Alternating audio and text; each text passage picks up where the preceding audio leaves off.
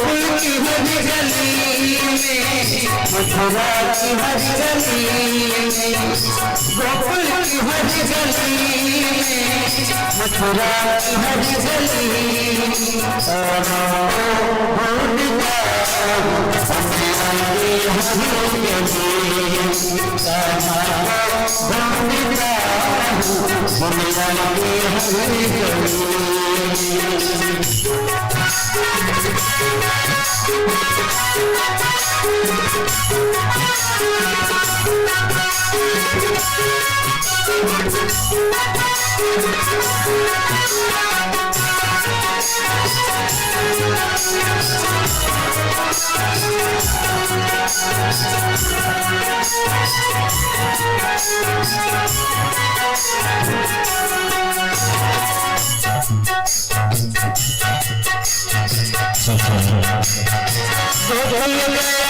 सोचा माखन चुराता होगा, गोकुल गया सोचा माखन चुराता होगा, या फिर कदम के नीचे बंसी बजाता होगा।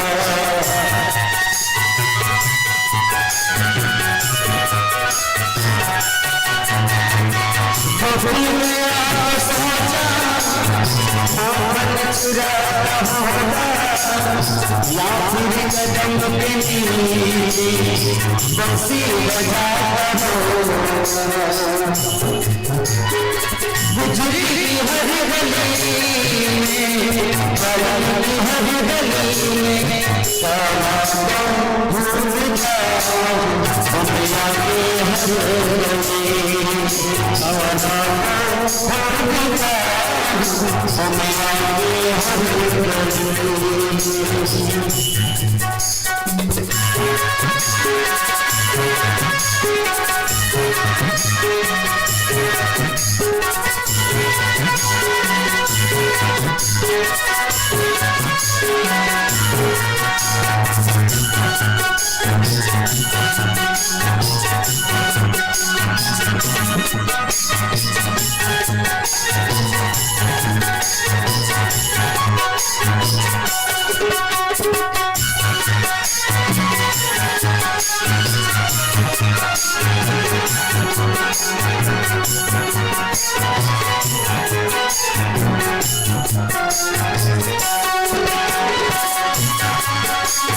शायद किसी नारिया चीर बढ़ाता होगा, या फिर किसी के प्याले को अमृत बनाता होगा।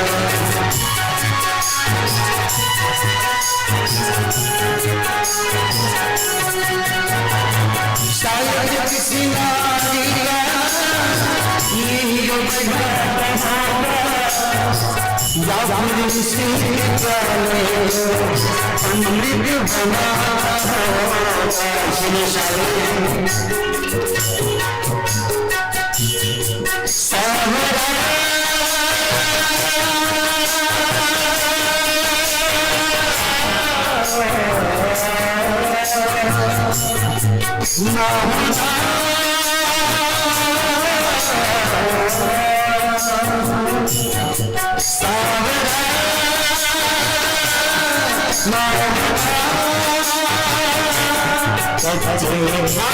सच्चे प्यार की लता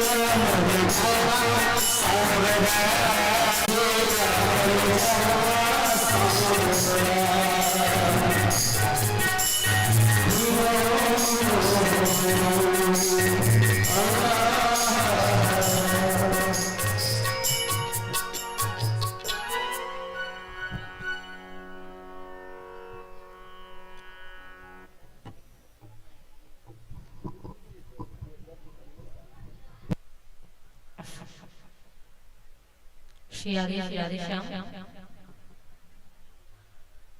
श्री राधे हर हर महादेव, श्री शिवाय नमः।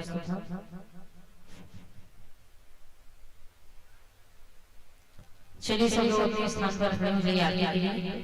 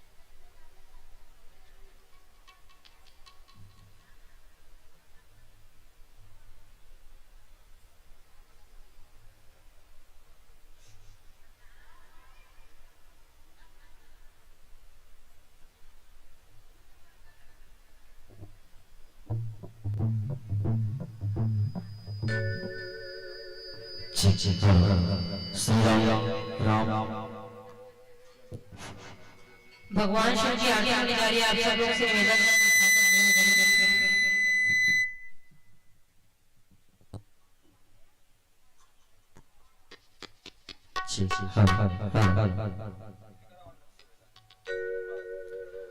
बोल शंकर भगवान की जय।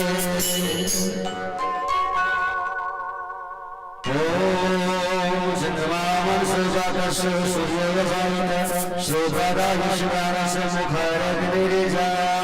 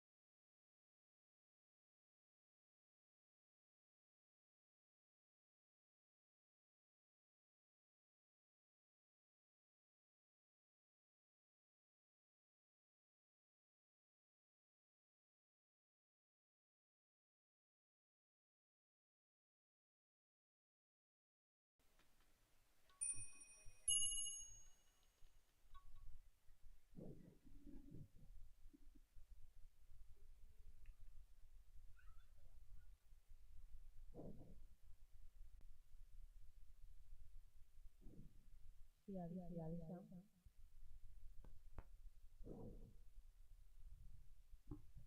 हेलो।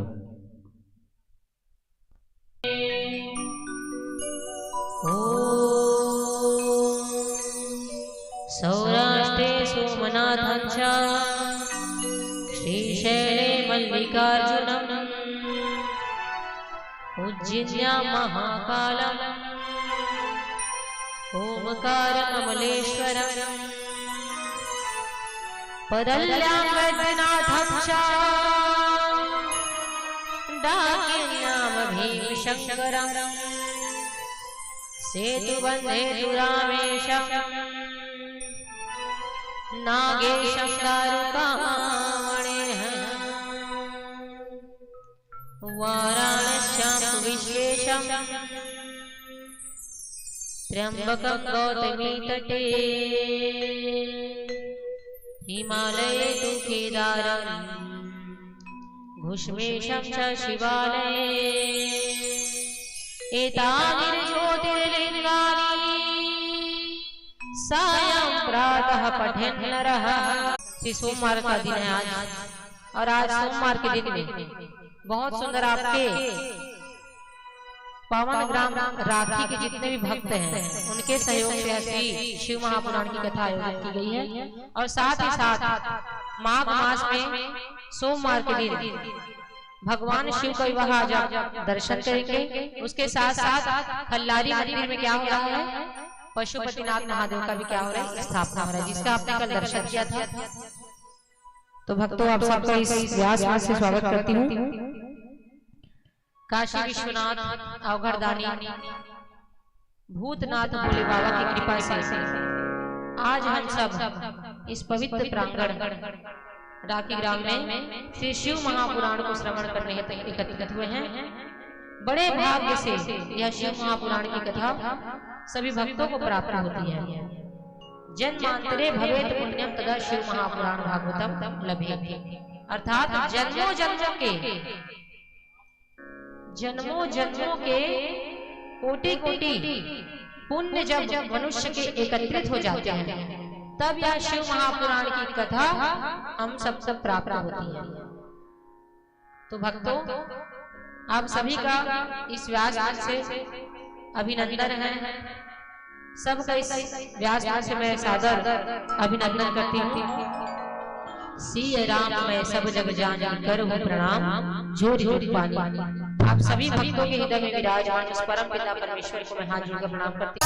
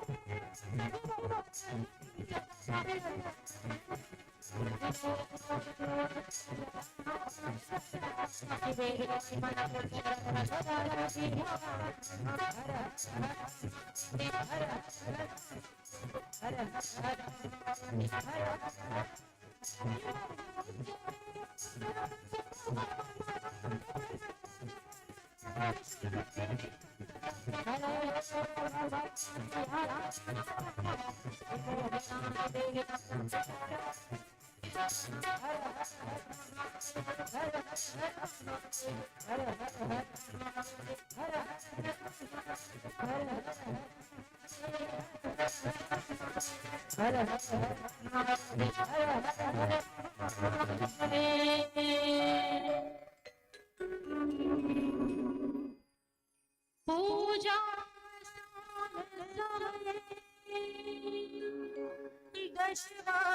दशवागीतम् यः शम्भु पूजन परं पठन् प्रदोषे तस्य स्थिरा रथगजेन्द्रतुरङ्गयुक्ता लक्ष्मीं सदैव सुमुखीं प्रददाति शम्भो। इति श्री रामायणं शिवतांडवं स्तोत्रं संपूर्णं। प्रेम से बोलो महादेव माता पार्वती की जय, श्री पशुपतिनाथ महादेव की जय, श्री कुबेश्वर महादेव की जय, 12 ज्योतिर्लिंग भगवान की जय, शिव महापुराण की जय। प्रेम से बाबा हरिलाल की, प्रेम से पशुपतिनाथ महादेव भगवान की। यह जो आपने स्त्रोत सुना है, तांडव स्त्रोत कहते हैं इसको। और रावण ने भगवान शिव को प्रसन्न करने हेतु इस शिव तांडव को भगवान के समक्ष दर्शन करवाया था। भगवान के सामने सुंदर रूप में प्रस्तुत किया था। वैसे तांडव स्त्रोत को आपने सुंदर यह सोमवार का पावन दिन है, इसमें श्रवण किया। तो आइए हम कथा की ओर प्रवेश करें। कल की कथा में आप सबने क्या सुना बताइए। एक तो नारद मुनि सुन लिए और दूसरा सबका आवाज आना चाहिए है ना। सब खा पी कर बैठे हैं हम लोग, ऐसा कोई नहीं है जो बिना खाना खाए ना आए, सब आते ही हैं। देखिए कुछ भी आपको बताती हूँ ना, दैनिक दिनचर्या कैसे रहना चाहिए, माताओं को कैसे करना चाहिए घर में, किस प्रकार घर में कार्य करना चाहिए, मैंने आप सबको बताया था। कितना समय भोजन करना चाहिए, सुबह उठकर क्या करना चाहिए, ये भी मैंने आपको बताया। और क्या सुनाया मैंने?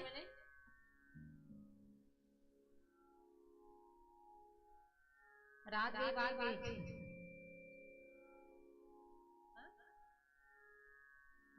Very good. प्रथम शिवलिंग की उत्पत्ति कहाँ पर हुई है और कैसे हुई? अरुणाचल वही स्थान का नाम है। प्रथम शिवलिंग की उत्पत्ति वहीं पर हुई है और उस दिन से पूरे संसार में शिवलिंग ही शिवलिंग दिखाई पड़ी। और जो भी मनुष्य भगवत प्राप्ति के 3 उपाय हमने आपको बताया था, श्रवण, कीर्तन और मनन। जिसको भगवान से प्रेम करना है, जिसको भगवान को प्राप्त करना है, वो भगवान की कथाओं को सुने, उनकी कथाओं का मनन करे और मनन करने के साथ साथ उनका चिंतन करे।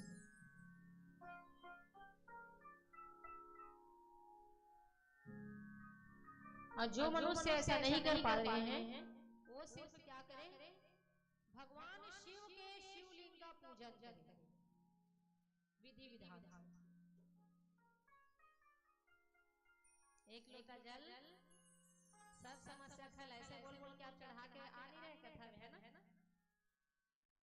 महाराज जी तो बोले बोला एक लोटा जल चढ़ाए तो मोक्ष प्राप्त हो जाए, पर जब आपके गांव में खुद चल करके पूरे तीर्थ आए हैं तो आप सबको इसका लाभ अवश्य लेना चाहिए। अब तो मात्र कितना दिन बचा हमारा कथा,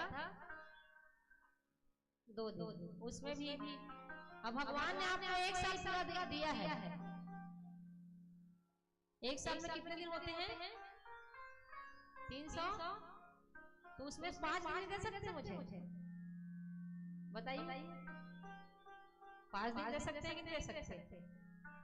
आपके ही गांव की बेटी हूँ मैं, ज्यादा दूर से नहीं हूँ, पास की बेटी हूँ, तो सबका प्यार मिलना चाहिए। मैं भी अलग गांव में जाऊंगी तो बोलूंगी हाँ भाई राठी गांव वालों ने बहुत प्रेम दिया मुझे। जैसे मैं पलौद अपने गांव के बारे में बता रही थी, चर्चा करी थी कल कि हमारे पलौद वाले बहुत मुझे प्रेम दिए। जहां भी गई मैं भगवान कृपा से वहां प्रेम ही प्रेम मिला। तो मैं सबसे निवेदन करती हूँ कि जितने अधिक से अधिक श्रोता हो वो सभी आए और भगवान की कथाओं का पाठ करें और अपना इस मनुष्य जीवन का भी लाभ उठाए, क्योंकि भगवान ने शरीर हमको दिया है वो कमाने के लिए, खाने बस के लिए नहीं दिया है।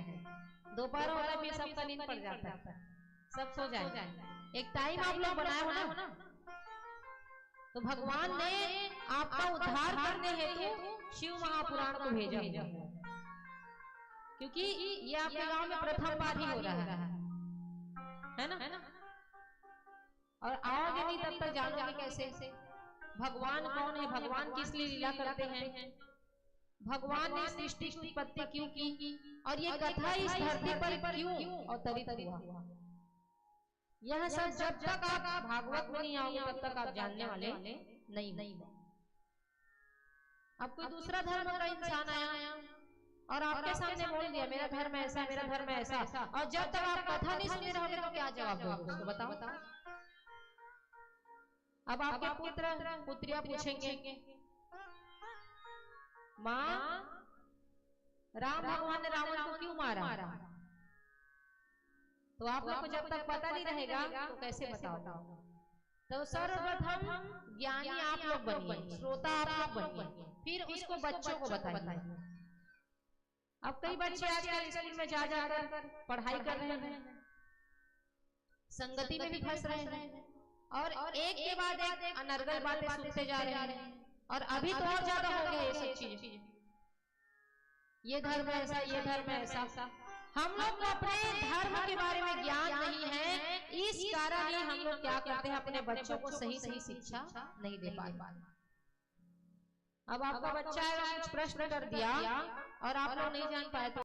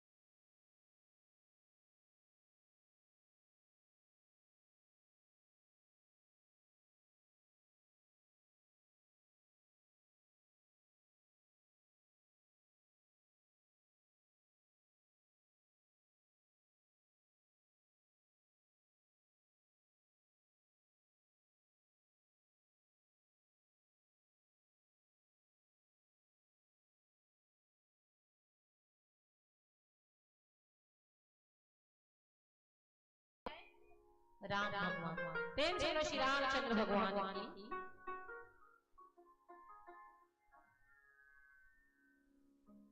बहुत सुंदर हमारे अयोध्या धाम में राम भगवान का आगमन हो चुका है। किस किस ने दर्शन किया है? टीवी में तो देखे होंगे। किस किस ने दर्शन किया, हाथ उठाइए। बहुत सुंदर, अच्छी बात है, न्यूज़ देखना चाहिए, है ना। आपने देखा होगा बहुत सुंदर उनकी प्रतिमा, भगवान श्री राम की प्रतिमा को देखे होंगे, कितना सुंदर मुस्कुरा रहे हैं। 5 वर्ष के बालक भगवान श्री राम, और 500 साल तक कितने लोगों ने क्या किया था? 500 साल तक इसी राम भगवान को बैठाने के लिए प्राण प्रतिष्ठा हेतु मर गए, है ना। और हम लोग कितने बड़भागी हैं जिन्होंने लाइव रूप से भगवान को देखा है। और कई बेचारे तो मर चुके हैं, तो उनका किस्मत है देखने का? नहीं। भगवान ने हमको किस्मत दिया कि तुम देखो मेरा प्राण प्रतिष्ठा हो रहा है। अब सोचो भगवान कितने कृपालु है कि हम सबको घर दे दिया और भगवान कुछ टेंट में रह रहे थे। उन्हीं के लिए केस कचहरी चला, यही क्या है? कलयुग है। अब भगवान राम बैठे थे, कितना सारा उसमें भी वो चला हुआ है, डिबेट चला। नहीं ये तिथि अच्छी नहीं है, ये ऐसा नहीं है, इस दिन ही बैठना चाहिए, अनर्गल हो जाएगा। देखिए कोई भी इंसान अगर मेहनत करे पूरी निष्ठा से तो पूर्ण जरूर हो। मैं किसी पार्टी का सपोर्ट नहीं कर रही थी, न मैं बीजेपी हूँ न कांग्रेस। बस मेरा मनसा यह है कि भगवान बैठ गए, अपने घर आ गए, उसी में मैं खुश। हम लोग को उसी से मतलब होना चाहिए कि भगवान बैठ गए, है ना। और अगर वह तिथि अच्छी नहीं रहती तो उस दिन क्या हो जाता? कुछ न कुछ भगवान में क्या करते? रुकावट लाते। तिथि अच्छी थी तो सब अच्छे से हो गया। आप लोग कुछ कार्य करने जाते हैं, अगर वो भगवान अगर पूरा नहीं करना चाहेगा उसको, तो क्या करता है? भगवान उसको रुकावट कर देता है। होता है कि नहीं होता? आपके जीवन में भी ऐसा? कुछ अच्छे काम के लिए आप जा रहे होंगे, वहां भी रुकावट आ जाएगा। तो फिर जहां भी रुकावट आए सब लोग उस कार्य को मत करो। हाँ, पर जो एकदम अच्छा काम है उसको तो कोशिश जरूर करो, प्रयत्न करो, पूरा अंतिम सांस लगा दो। भगवान ने सबको एक उम्र दिया है।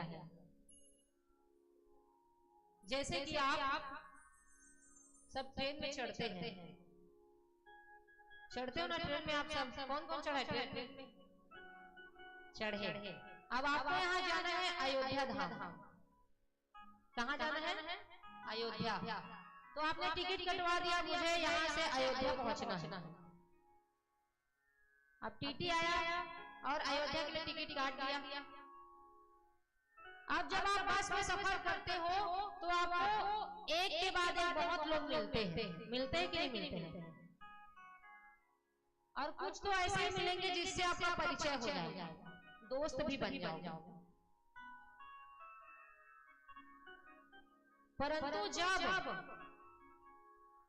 आपका स्टेशन आएगा अर्थात अयोध्या धाम आएगा, वहीं तक का आपका टिकट कटा,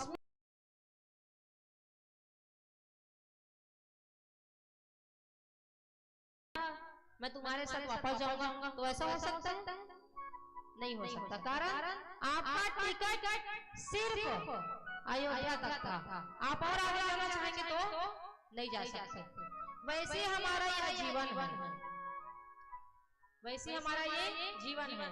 जब हम इस संसार में आए तो उस समय हमारा कोई नहीं था। जैसे आप ट्रेन में चढ़े थे उस समय कोई नहीं था आपका, और जैसे ट्रेन के अंदर गए तो आपके मित्र बन गए। उसी प्रकार हम इस संसार में आए तो हमारे माता बन गए, पिता बन गए, चाचा बन गए, चाचा बन गए, एक के बाद एक अनेक रिश्तेदार मिल गए। और जब हमारा मृत्यु आता है, दोनों का आप इसको क्या बताना चाह रही हूँ मैं, दोनों का आप कैलकुलेट करके, एक ट्रेन और एक हमारा शरीर, हमारा सफर। जब आपका अंतिम समय आएगा तो उस समय जो काला कोट वाला टीटी था ना कि चल तुम अयोध्या धाम तक बस टिकट कटवाए हो, तुम्हारा सफर यही तक था, उसी प्रकार हमारे जीवन में भी क्या होगा, हमारे जीवन में भी काला कोट वाला कौन आएगा, यमराज आएगा। और यमराज आकर क्या कहेगा कि तुम्हारा स्टेशन यही तक था। अब तुम चिल्लाओगे अरे मेरी माता मेरे बिना क्या करेगी, मेरे पिता मेरे बिना क्या करेंगे, मेरे बच्चों को कौन पालेगा पोसेगा, वो तो अनाथ हो जाएंगे। तो यमराज आपकी बात सुनेगा ना, ट्रेन वाले आपका बात सुनेंगे और ना ही यमराज आपका बात सुनेगा, कोई नहीं सुनने वाला। इस संसार में आप अकेले आए हो और अकेले जाना। अभी आप मोह माया में पढ़ कर अपने परिवार के लिए भरण पोषण करते जा रहे हो, करिए, कोई बात अच्छी बात है। परंतु मन में भगवान को रखना, भगवान को रख के काम। आपको यह बात एकदम दिमाग में बैठा लेना है कि ये संसार है एक स्वप्न की भांति है। स्वप्न मतलब जब तक आप सोए हो, अगर आप सोए तो आपको सपना दिखाई देता है कि मुझे 1 लाख मिल रहा है, 2 लाख मिल रहा है। अगर सपने में पैसा अगर दिख गया 1 लाख मिल रहा है, 2 लाख मिल रहा है, 3 लाख मिल रहा है, आपको सपने में दिख गया कि 5 लाख भी मिल गया, तो वो कब तक सच है, जब तक आपके नेत्र बंद है। उसमें आपने बहुत सारा शॉपिंग भी कर लिया, रानी हार खरीद लिया, झुमका खरीद लिया, कोई कार खरीद रहा है, कब तक सच है वो, जब तक आपके नेत्र बंद है। और जैसे आप खुला तो फिर गया हो गया, अच्छा सपना था, ये आप सोचोगे। उसी प्रकार ये संसार भी है। इस संसार में आपको सब जो है अपने लगेंगे। अगर आपके जेब में पैसा है तो फिर सब आपके हैं, और आपका जेब में पैसा खत्म तो सब आपको छोड़ के चले जाएगा। आप लोग इस बात की पुष्टि खुद से स्वयं से कर सकते हैं। जब आपके जीवन में तकलीफ होगा ना, उस समय आपका कोई साथ देने वाला नहीं है। कोई साथ देने वाला कोई बोल सकता है? एक आपकी माता साथ दे सकती है, बाकी जितना भी आप देखते हो, एक आपके माता और पिता बस साथ देंगे, बाकी कोई साथ देने वाला नहीं है। तो यह संसार जो है कैसा एक स्वप्न की भांति है। इस संसार में हम मुट्ठी बांध करके आते हैं कि नहीं आते हो? जब बच्चा जन्म लेता है देखना उसका मुट्ठी बंधा रहता है, और उसके बाद जब मर जाता है तो हाथ हमारा खुला का खुला। आए हो तो नंगे ही आए, और जाओगे तो नंगे ही जाओगे। एक अगर कोई मनुष्य मरा है, अगर कोई कोई स्त्री मरी है, अगर उसके हाथ में सोने का अंगूठी भी है उसको निकाल लिया जाएगा, नहीं निकले काट के निकाल लिया जाएगा, पर एक भी आभूषण आपका आपके शरीर में नहीं रहने दिया जाएगा। आप लोग हड्डी को देखते हो, अगर मैं हड्डी सामने फेंक दूं तो आप सब लोग भाग जाओगे, भागोगे ना, छी छी छी छी छी, कितना पवित्र हो गए हम लोग, ये सब चीज कहोगे। और ये शरीर में भी क्या है हमारा, हड्डी है कि नहीं है, हाड़ मांस के पुतले हैं सब। तो इस शरीर जो कर रहे हैं आज अपने सर को जानने को प्रयास नहीं कर रहे हैं, जबकि वही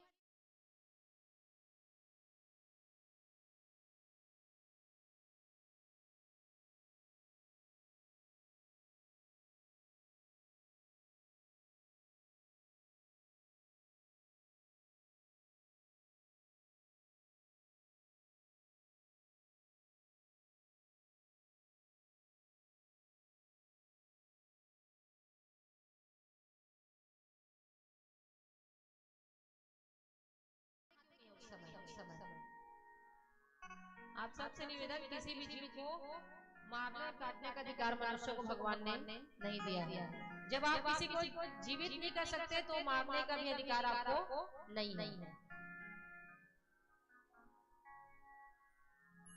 जब तलक है जिंदगी फुर्सत न होगी काम से, मात्र 5 दिन ऐसा निकालो प्रेम कर लो मेरे श्याम से। सिर्फ 5 दिन के, आप 2 दिन निकालो, एक दिन आपका क्या हो रहा है, गणना हो रहा है। जब काल हमको बुलाएगा उस समय ना आपके माँ सुनेंगे, ना पिता सुनेंगे, ना परिवार, यहाँ से हमको आना है और जाना है। यहाँ आना जाना लगे हैं,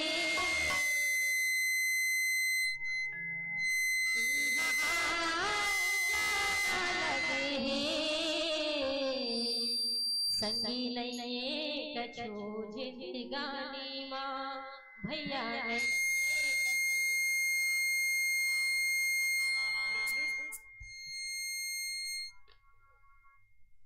यहाँ ना जाना लगे, यहाँ आना जाना लगे, संगी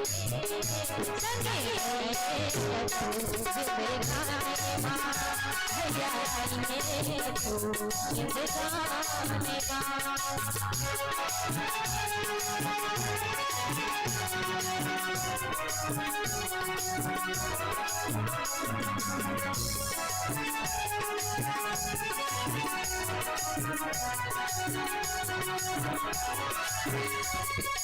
माँ। दिन के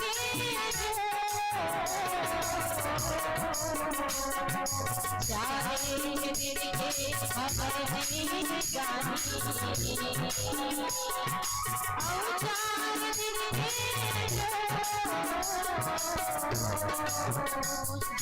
जैसे करनी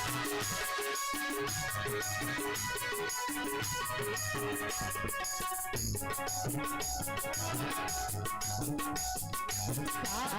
करनी करे भैया,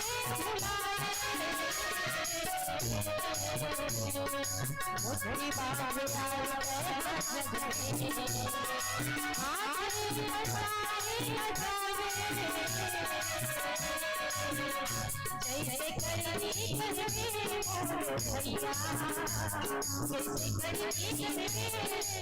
करेंगे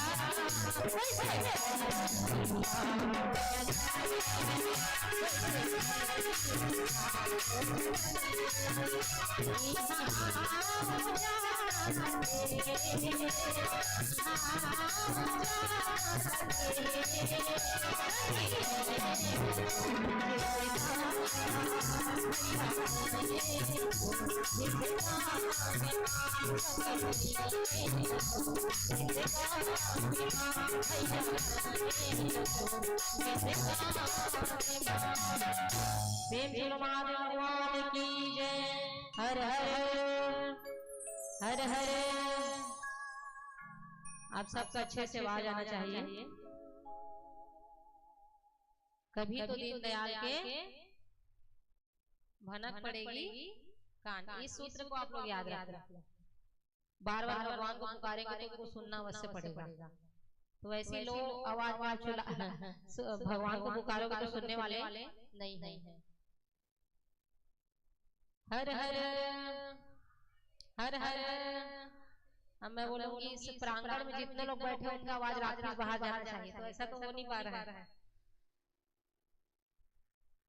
हर हर हर हर नमः पार्वती पतिये हर हर महादेव हर हर महादेव हर हर महादेव। प्रेम से बोलो शिवा कल्याण की जय, महादेव माता पार्वती की जय।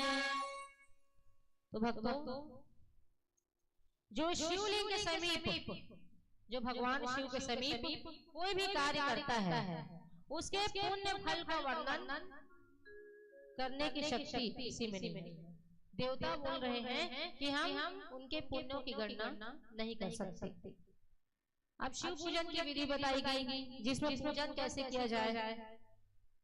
जो भी मनुष्य के जीवन में दरिद्रता, रोग, दुख और अगर कोई शत्रु आपको कष्ट दे रहा है तो इन सब से अगर आपको बचना है तो उसके लिए आप शिव जी की पूजा अवश्य करें। ये चारों चीज तब तक रहते हैं जब तक आप भगवान शिव के समीप पहुंच न जाए। भगवान शिव आपके मनवांछित फलों की प्राप्ति कराने के साथ साथ आपके जीवन में जो दरिद्रता रहती है, लक्ष्मी का जो भाव रहता है उसको दूर कर देते हैं। रोग जो आपके जीवन में बीमारियां रहती हैं उसको दूर कर देते हैं। दुख जो आपके जीवन में कष्ट है भगवान उसको दूर कर देते हैं। और साथ ही साथ जो भी शत्रु आपको पीड़ित करता रहता है उसको भी वो दुख को दूर करने का कार्य करते हैं। ये चार प्रकार के कष्टों को भगवान दूर करते हैं और शिव की पूजा से सारे दुख जो है विलीन हो जाते हैं। मैंने बताया आपको कि भगवान शिव आनंद के धाम, जब माता सती ने अपना देह त्यागा था उस समय भगवान शिव जो है आत्मा राम के रूप में थे। हम लोगों के यहाँ अगर कोई हमारे घर में किसी का मृत्यु होता है उस समय हम कितना चिल्ला चिल्ला कर रोते हैं, रोते हैं कि नहीं रोते? ऐसा रोते हैं कि वो मुर्दा उठ करके आ जाए, परंतु आएगा नहीं आ सकता।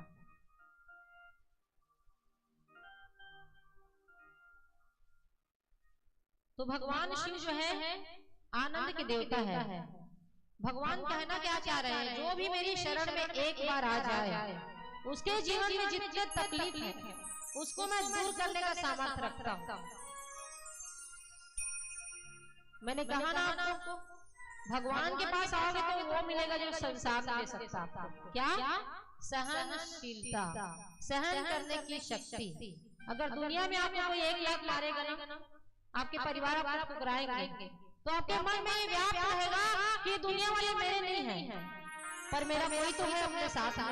भगवान तो है, जिनका कोई नहीं होता उसका भगवान होता है। एक आपके अंदर एक शक्ति रहेगी, वही शक्ति आपको हमेशा कर्म करने पर, अच्छा कर्म करने पर क्या करती रहती है? प्रेरित करती रहती है। शिव की पूजा जो करते हैं उनकी हर प्रकार से भगवान मुक्ति करते हैं। आपको इस संसार में अच्छा भोग भोगने को मिलने के साथ साथ जब उपासक की मृत्यु हो जाती है उस समय भगवान शिव के धाम को उस मनुष्य को प्रदान करते हैं।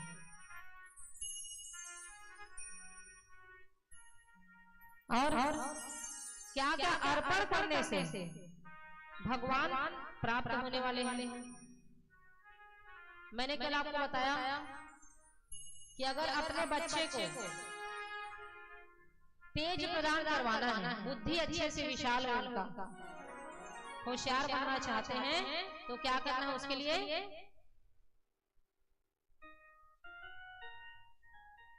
कैसे भूल जाना आप लोग?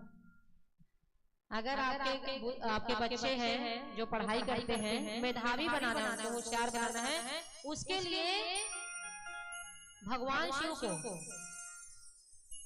गाय का कच्चा दूध में मिश्री या फिर शक्कर उसको मिश्रित कर लीजिए, मिला लीजिए और अपने बच्चे के द्वारा भगवान शिव का क्या करवाना है? अभिषेक करवाना है। भगवान शिव के मंदिर में जाकर के आप साफ सफाई करते हो, झाड़ू बुहारने का काम करते हो, उसमें भी बहुत अक्षय पुण्यों की प्राप्ति होती है। जैसे प्रांगण दिख रहा है, चाहे कोई भी भगवान हो, उसके मंदिर में जाकर आप साफ सफाई कर दो या फिर प्याऊ लगवा दो, किसी दीन दुखी का मदद कर दो, तो भी अक्षय पुण्य कहा गया है। शिव महापुराण कथा में ही बताया गया है। अब आप सब जाते हैं, मैंने देखा है, मंदिर जा रहे हैं, एकदम भीड़ है, कोई बेल वहीं पर पूरा बेल पत्र और चावल बिखरा पड़ा रहता है और आप लोग पूजा करते हैं, तो अच्छा बात है। चावल क्या है? लक्ष्मी माता है। और आप लोग उसके पैर पैर पैर को रख करके आप क्या कर रहे हैं? भगवान को उसी चावल को चढ़ाने जा रहे हैं, तो उससे पुण्य मिलेगा? नहीं मिल सकता। किसी की भी दृष्टि में अगर बेल पत्र आ रहा है, अगर चावल नीचे पड़ा, तुरंत उसको साइड कर दीजिए, किनारा कर दीजिए उसको। ये सब आपके मन में भावना होनी चाहिए। घर में भगवान है, उसके मंदिर को भी साफ सफाई अच्छे से कीजिए। परंतु आजकल तो दिखावा हो गया है, मंदिर जाते हैं, मंदिर कैसा भी रहे, इधर पड़ा रहे अस्त व्यस्त, फूल पान बिखरा रहे, चावल बिखरे, उसे कोई मतलब नहीं, बस एक फोटो आना चाहिए स्टेटस में डालने के लिए, है ना? सब लोग क्या कर रहे हैं आजकल? कैमरे में स्टेटस लगाते हैं। सब समझते बहुत बड़ा भक्त है, ऊपर छावा राम राम तरी पड़े दावन है और मन मूरख खोजत हवे कति दहान रावण है। अपना शरीर को आप स्वच्छ कीजिए, निर्मल कीजिए, क्योंकि भगवान को बाहर से सुंदरता वालों को पसंद नहीं करते। मन से आपका शरीर स्वच्छ होना चाहिए। भगवान क्या कहते हैं? निर्मल मन जन सो मोहि पावा, मोहि कपट छल छिद्र न भावा। सभी मनुष्य के अंदर काम क्रोध लोभ अहंकार विराजमान है। अगर आप भगवान का एक तरफ पूजा कर रहे हैं, एक तरफ किसी को कष्ट दे रहे हैं, चाहे मन से, चाहे धन से, चाहे शारीरिक कष्ट, कुछ भी प्रकार का कष्ट देते हो, तो भगवान आपको उसका फल देने वाले नहीं है। ये भी है कि आप भगवान का पूजा करो या मत करो, अपने माता पिता की सेवा अवश्य करो, उनका कहा मानो, तब भी भगवान आपसे प्रसन्न हो जाएगा। आप किसी दिन दुखी को एक लोटा जल भी पिला रहे हैं ना प्यासे को, वो भी अक्षय पुण्य की प्राप्ति होगी उसमें। तो जब आप मंदिर जाते हैं उस समय क्या करना है? आपको अच्छे साफ सफाई करना है उसको, और ये अपने से होनी चाहिए। कभी दिखावा नहीं करना चाहिए किसी भी मनुष्य को। और भगवान शिव में क्या करते हैं? आप लोग देखेंगे कि मंदिर जाकर के जल धाराएं गिराने की व्यवस्था करवाते हैं कई लोग। जाकर एक स्टैंड लगा देते हैं, उसके ऊपर मटकी रख देते हैं, उसमें पानी भर देते हैं और उसकी धाराएं भगवान शिव के ऊपर गिरती रहती है। तो ये भी व्यवस्था करवाने से भगवान बहुत प्रसन्न होते हैं। ऐसा भी आप कर सकते हैं।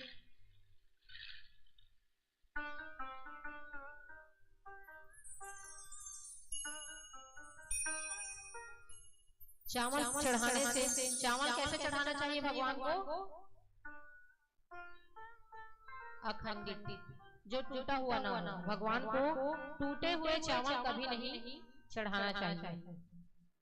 और जो लक्ष्मी प्राप्ति की इच्छा करता है, जिसके घर जो चाहता है कि मेरे घर धन भंडार भरा रहे, तो ऐसे मनुष्य कमल का फूल भगवान को अर्पण करे, बिल्व पत्र, शत पत्र, शंख पुष्प से भगवान शिव की पूजा करना चाहिए।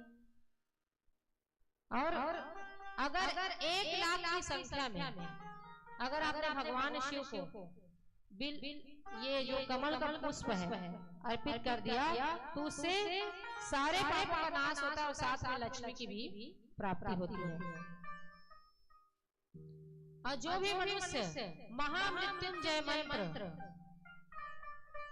मृत्युंजय महादेव त्राहि माम शरणागतम जन्म मृत्युंजरा व्याधि पीड़ितम कर्म बंधने त्र्यंबकम यजामहे सुगंधिं पुष्टिवर्धनम उर्वारुक वंदनात् मृत्युर्मुक्षय मामृतात्। इस मंत्र का अगर आप 5 लाख जाप करते हो तो साक्षात भगवान शिव प्रत्यक्ष रूप से दर्शन देते हैं। प्रेम से महादेव भगवान की।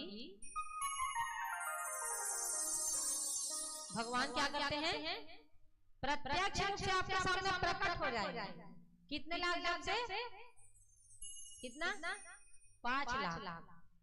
तो कौन कौन जाप करना चाहता है 5 लाख? हाथ उठाओ। किसी की हिम्मत नहीं है, कोई चाहता ही नहीं, मतलब भगवान दिखे हमको। अब जिसको देखना है वो 5 लाख जाप करके देख लेंगे।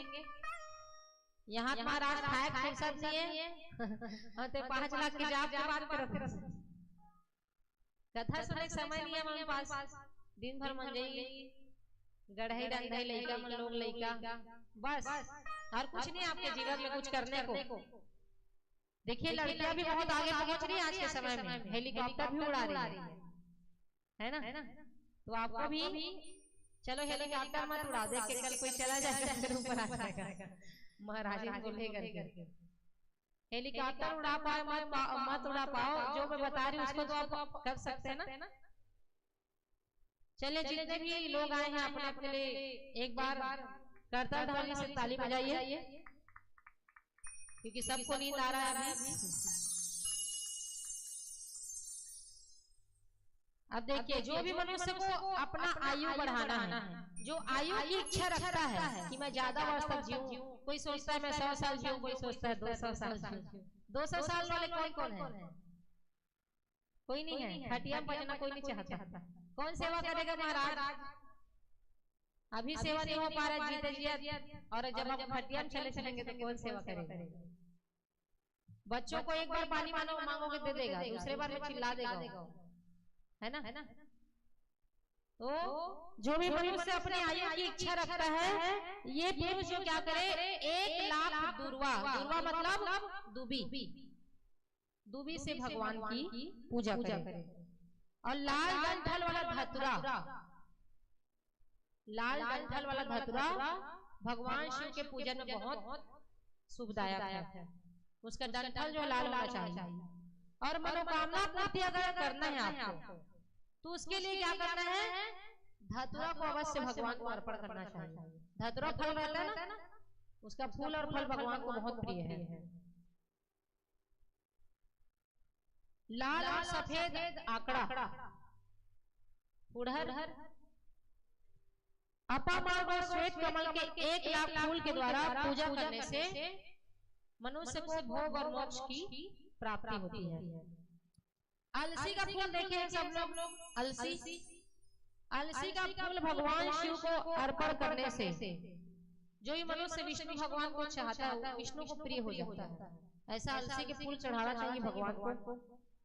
और जो भी मनुष्य भगवान को समी का पत्र चढ़ाता है, किसके घर में समी वृक्ष है? अब सबके घर में होना चाहिए, ठीक है? मात्र 100 रुपए तक में आ जाएगा, 50 साल में भी आ जाता है, देखकर ज्यादा है उसको वो नहीं है, पर उसको रखने से बहुत शुभ फलों की प्राप्ति होती है। समी का पत्र भगवान शिव को अर्पण करने से मनुष्य को मोक्ष की प्राप्ति होती है। और गणेश भगवान को भी शमी का पत्र बहुत प्रिय है। अपने बच्चों को कहिए अच्छे बुद्धि के लिए भगवान गणेश को रोज शमी पत्र अर्पण करना चाहिए। अगर किसी को अच्छी पत्नी चाहिए, शुभ पत्नी, शुभ लक्षण वाली, तो उनको बेला का फूल चढ़ाना चाहिए। किसको किसको चाहिए? कोई लड़का ही नहीं, किसको पूछूं? शुभ लक्षण पत्नी वाली के लिए भगवान शिव को बेला के फूलों से प्रसन्न करना चाहिए। और जूही का फूल देखें, जूही के फूलों से भगवान को प्रसन्न किया जाता है और उसको चढ़ाने से कभी घर में अन्न की कमी नहीं रहती। अगर किसी को अच्छा वस्त्र प्राप्त करना है तो उसके लिए कनेर के फूलों से भगवान की पूजा करनी चाहिए। और जो भी मनुष्य अपनी सारी काम्य वस्तुओं को भगवान से पूर्ण करवाना चाहता है, उसको 1 लाख बिल्व पत्र को भगवान को अर्पण करना चाहिए। कितना? 1 लाख। यहाँ तो एक नहीं चढ़ पा रहा है, 1 लाख की बात हो रही है। भगवान शिव को शमी पत्र के साथ साथ बिल्व पत्र भी बहुत प्रिय है। और कभी भी बिल्व पत्र आप तोड़ते हैं तो कटा नहीं होना चाहिए, 20 है ना, मध्यम आकार का होना चाहिए और 20 से छिद्र नहीं होना चाहिए। मैंने कल आपको रुद्राक्ष का महिमा बताई थी ना। रुद्राक्ष 4 प्रकार का रुद्राक्ष होता है रंगों में, श्वेत, कृष्ण, पीत और रक्त। कौन कौन से जातियों को किस किस प्रकार से रुद्राक्ष धारण करना चाहिए और रुद्राक्ष को कौन से मनुष्य धारण कर सकता है और उसके नियम क्या होते हैं, तो अभी मैंने आपको बताया। और जो भी अपने घर में रुद्राक्ष की नियमित रूप से पूजा करता है, उसके यहाँ भगवान शिव की हमेशा कृपा विराजमान रहती है। पारिजात जानते हैं? पारिजात का फूल जिसको हर श्रृंगार कहते हैं, इनके फूलों से भगवान शिव को अर्पण करने से सुख संपत्ति की वृद्धि होती है। और जो भी वर्तमान ऋतु, अभी जाड़ा का समय चल रहा है, इस समय जो भी फूल उत्पन्न हो उसको भगवान शिव को अर्पण करने से मोक्ष देने वाले होते हैं। तो कुछ भी फल जो भी पैदावार हो रही उसको भी भगवान को आप अर्पण करते हैं तो क्या होगा? मोक्ष की प्राप्ति होगी। देखिए शिव महापुराण की कथा में बताया गया है कि मैंने बताया उसको भगवान शिव को अर्पण नहीं करना चाहिए। और चंपा और केवड़ा, इसको भी भगवान शिव को कभी भी भूल कर भी अर्पण नहीं करना चाहिए। चंपा और केवड़ा और केकती। जो भी मनुष्य भगवान महादेव को चावल अर्पण करते हैं, आज भगवान पशुपतिनाथ महादेव का स्थापना हो रहा है तो पूरे गांव वालों ने चावल चढ़ाया हुआ है भगवान पर, है ना। तो भगवान के ऊपर जो भी मनुष्य चावल अर्पण करता है तो ऐसे मनुष्यों की लक्ष्मी जो है बढ़ती है चावल चढ़ाने से। ये चावल अखंडित होने चाहिए। और जब चावल आप चढ़ाते हो तो उसके बाद आपको क्या करना है? वस्त्र अर्पण करना है। ऐसे ही चावल चढ़ाना, वस्त्र के साथ छोटा मोटा जो भी हो, सफेद रंग का आप वस्त्र भगवान शिव को अर्पण कर सकते हैं। और जो भी मनुष्य शिव के पूजा का पूरा फल चाहता है वो शिव के ऊपर क्या करे? गंध, पुष्प प्लस श्रीफल अर्थात नारियल धूप से निवेदन करते हुए भगवान शिव का पूजा करेंगे तो इससे क्या होगा? पूजा का पूरा फल मनुष्य को प्राप्त होता है। पहले आप लोग कैसे करते थे? पहले 1 लोटा जल डाल दिए, तालाब में गए, 1 लोटा जल डाल दिया, भाग गए वहां से। आप लोग नहाते हो, भाग जाते हो क्या? वस्त्र धारण करते हैं सब लोग, उसी प्रकार भगवान शिव को क्या कीजिए, वस्त्रों से आच्छादित कीजिए, अर्थात वस्त्र से उनको पोछिए, साफ कीजिए। उसके बाद क्या करो, ब्रह्मा विष्णु और महेश त्रिपुंड भस्म लगाइए। किसने किसने भस्म तैयार किया अपने घर पे? बहुत जोरदार तालियां इनके लिए, है ना। यही तो है सफलता अपनी की। चलो कोई तो अपना नियम मान रहा है, और ताली भी नहीं बजा अच्छे से, बताओ। एक तो आप लोग स्टेज पे गाना तो गा नहीं सकते, और आपके जीवन में भगवान ने आपके लिए ताली बजवाया है, वो भी कौन बजवा रहा है? भगवान के धाम में बजवा रहे, कितनी बड़ी बात है। कैसे भस्म तैयार किया मैंने आपको बताया था। खरीदो मत, कोई प्रॉब्लम नहीं, कोई शिकायत नहीं उससे। आप लोग अपने घर में जो गोबर है उसका रोज आप लोग छेना, जिसको उपला बोलते हैं, उसको आप जला लीजिए। उसी से आप क्या तैयार करेंगे, भस्म तैयार करेंगे, और उसी को भगवान शिव में भी लगाइए, अपने ललक से निकाल लीजिए। जब भी आए कथा में आप लोगों को क्या करना है, भस्म लगा कर क्या करना, तभी तो लगेगा शिव महापुराण की कथा सुन करके आ रहे हैं। और आपको आप लोग कहते हैं कि इतना कथा सुनती हूँ मैं, इतना पूजा पाठ करती हूँ, फिर भी फल नहीं मिलता। तो आप लोग जब तक भगवान का कहा नहीं मानोगे तो फल कैसे मिलेगा? आप लोग बड़े हैं, आपके घर में अगर आपका बच्चा बात नहीं मानता है तो आपको कितना क्रोध आता है। उसी प्रकार आप इनका बात नहीं मानोगे तो उनको क्रोध नहीं आएगा।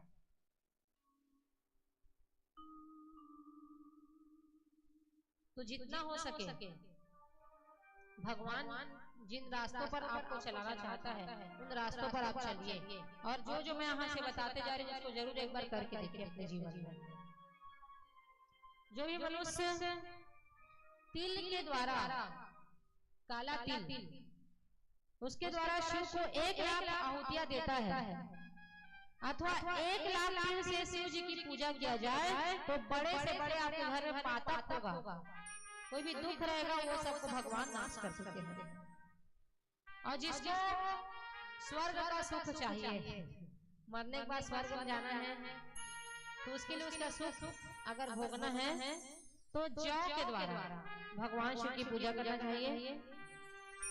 गेहूं का पकवान भगवान शिव को बहुत प्रिय है। जब भी आप लोग कुछ बनाते हैं भगवान के लिए तो गेहूं का जो पकवान है, गेहूं का आटा, उससे आप लोग भगवान के लिए भोग जरूर बनाएं। वो भगवान शिव को अत्यंत प्रिय है, सबसे उत्तम वही माना गया है। और जिस मनुष्य का संतान नहीं है वो लोग लाख बार गेहूं से भगवान शिव की पूजा करें। जब भी भगवान शिव की पूजा में जाए तो गेहूं को अर्पण करें, उससे क्या होगा, संतान प्राप्ति होती है, संतान की वृद्धि होती है। कल आपने दर्शन किया था, एक स्त्री आई थी गुल्लू गांव तरफ से, उसको संतान की प्राप्ति हुई कि नहीं हुई? किसने किसने देखा था? और आधे लोग कहाँ गायब? चलो हमारा भी YouTube में तो प्रसारित हो रहा है, आप लोग देख सकते हैं, है ना। YouTube में जो भी कल कथा चली है उसको आप लाइव देख सकते हैं घर बैठ। देखिएगा कल एक स्त्री आई थी, उनका 6 साल से संतान नहीं हो रहा था, भगवान उनको संतान दिया। कितना मुश्किल से बच्चा मिलता है ना। और वो भी विश्वास उसने किया तब उसको प्राप्त हुआ। उसने मेरे कथनों पर भी विश्वास किया, भगवान के बताए हुए मार्ग में वो चली, तब उसको भगवान ने प्रसाद रूप में सुंदर सा बालक दिया, जिसका नाम मैंने क्या रखा, कृष्ण। और जिस भी मनुष्य को सुख प्राप्ति चाहिए, सुख प्राप्त करना है, ऐसे मनुष्य को मूंग से भगवान की पूजा करना चाहिए। एक होता है प्रियंकु कंगनी, क्या प्रियंकु कंगनी, ये हमारे इधर नहीं होता, उधर अलग अलग देश मतलब राज्य में होता है। आप लोग YouTube में सर्च करोगे प्रियंकु कंगनी करके तो आ जाएगा। वो बुट्टे जैसे दिखता है, उससे अगर भगवान शिव की पूजा करें तो सर्वाध्यक्ष परमात्मा का पद प्राप्त होता है, अर्थात धर्म अर्थ काम और मोक्ष चारों जो है क्या हो जाता है, सुलभ हो जाता है। अरहर के पत्तों से भी भगवान शिव की पूजा करें, उससे भी आपकी मनोवांछित इच्छा पूरी हो जाती है। और जब पूजा करेंगे तो उसके बाद जल धारा समर्पित करें। सुख संतान की वृद्धि के लिए जल धारा द्वारा पूजन उत्तम बताया गया है। श्रावण सोमवारी जब आता है, आपने देखा होगा शिव भगवान को उस समय अच्छे से जलाभिषेक दुग्धाभिषेक करवाते हैं ना। किसने किसने करवाया अभी तक? महाअभिषेक, रुद्राभिषेक करवा है एक ममता भाभी और दो लोग। रुद्राभिषेक जो रहता है पूर्णतः दूध से पंडितों के द्वारा किया जाता है और वो मंत्रों के द्वारा किया जाता है। तो एक बार कम से कम अपने जीवन में रुद्राभिषेक हर सावन सोमवारी में नियम बनाना चाहिए। पूरे परिवार को बैठ करके भगवान शिव के समक्ष में क्या करना चाहिए? रुद्राभिषेक करना चाहिए। उससे शिव बड़े प्रसन्न होते हैं।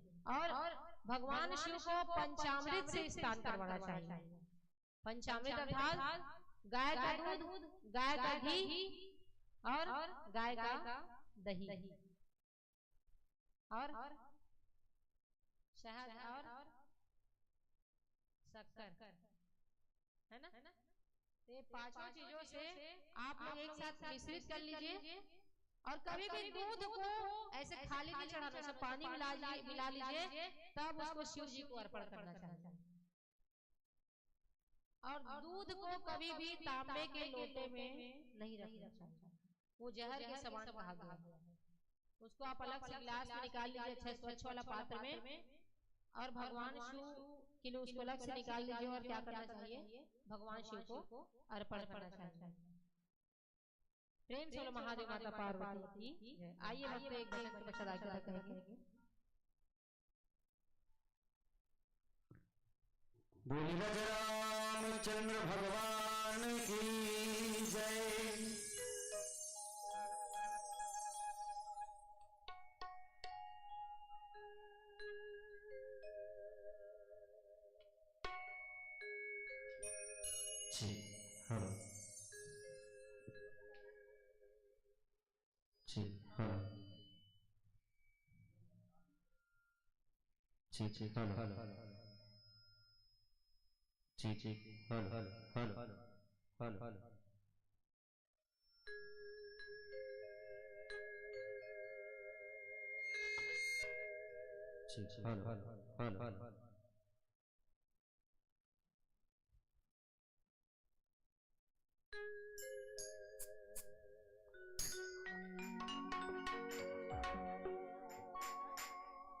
पंछी उड़ाने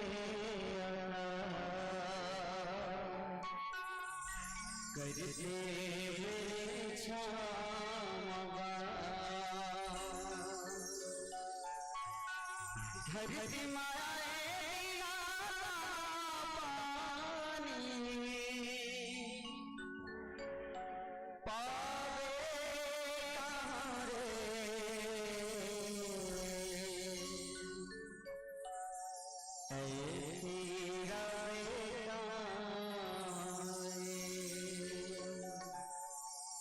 छैया हुआ छोड़ जवैया पे, फिर बेटा हमरे हो भैया हो भैया ला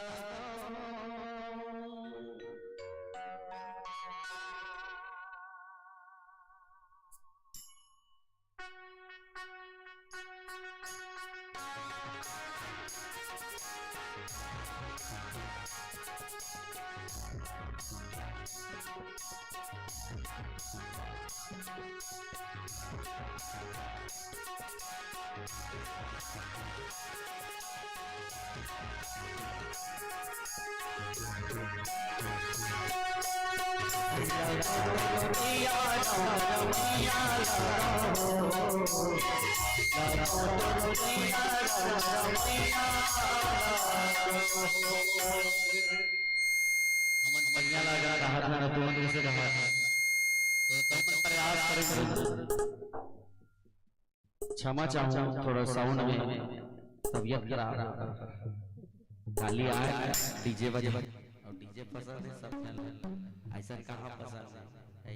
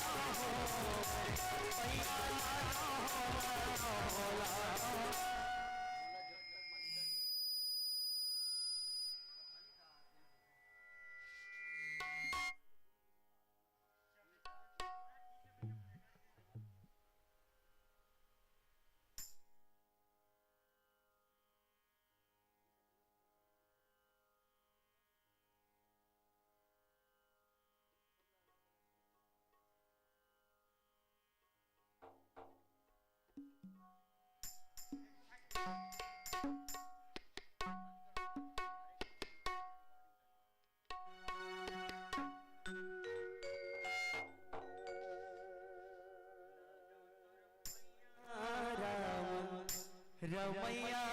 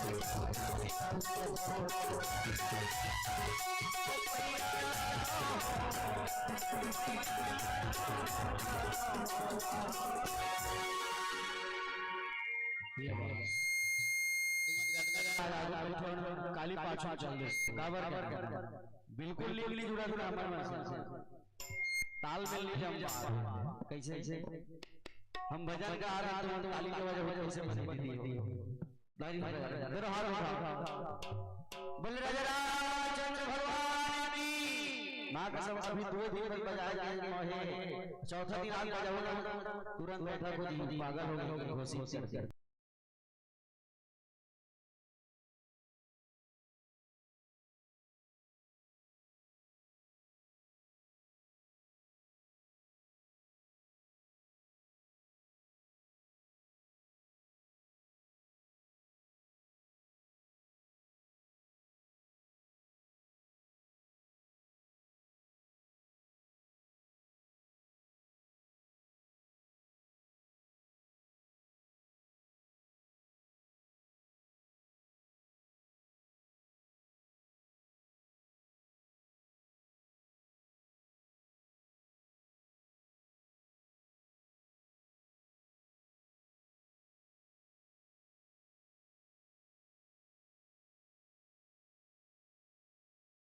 और मस्त नाचना है, प्लेन वाला नहीं, जो प्लानिंग वाला प्लेन कुपले हां सब देखो किदाई हमर घर बाबा जय हो।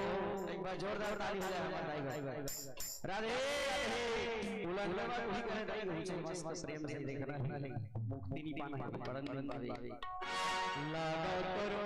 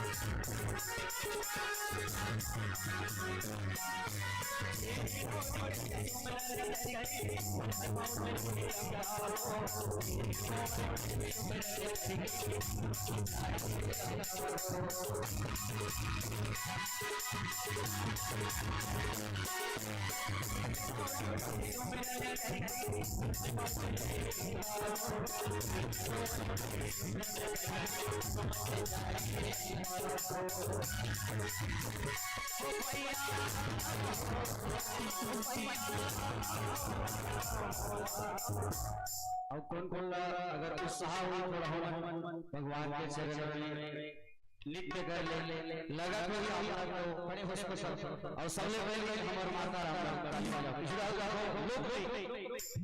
जोरदार ताली ये ऐसे सेवा। हां अब पूरा दिन भर नाच रहा है ना, लिस्ट में लिखा गया नाम आगा एक कनिक बात एक लगाए वाला कर तू बोला जोड़ी बना हाथ में निकलता ले खड़े हो जाओ भैया आप सब कबर सबसे बड़े आपके ऊपर भार आप तब खड़े हो जाओ, दुनिया खड़े बड़े ये जगह छोड़ो दोनों खड़े हो जाओ। हां कबर जिंदगी भर तो नाच है वो जाना तुम इला नाचना है वाला नाचवा आज एक से मन में नाच जिंदगी भर बोल राधे। और कौन लगा जाए ना मोर बोले मन लागे लइका भी का पार साइड में रख दे एक आदमी लइका वाला पाप लेके हाथ में पाप हो जाता और कबो का लगा करो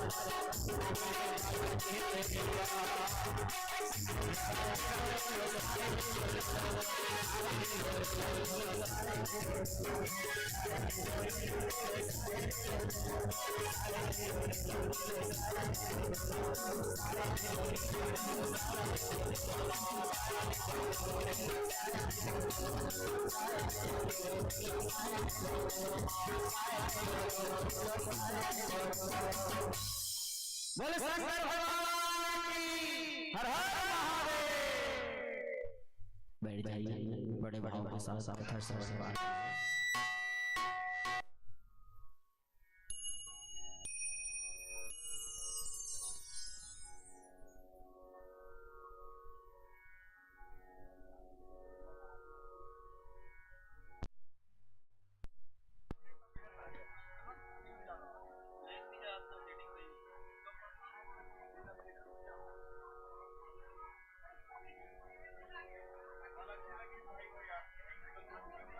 तीन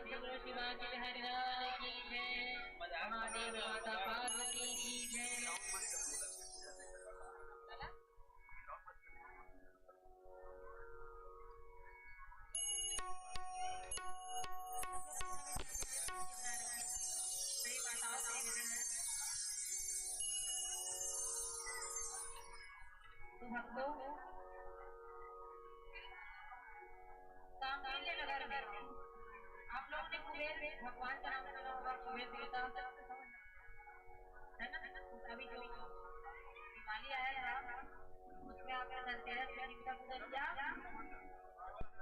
कुबेर की कथा सुनी आप सब। एक साधारण सा मनुष्य इतना पाप कर्म किया है, उसके पश्चात भगवान ने उनको कुबेर का पद दिया।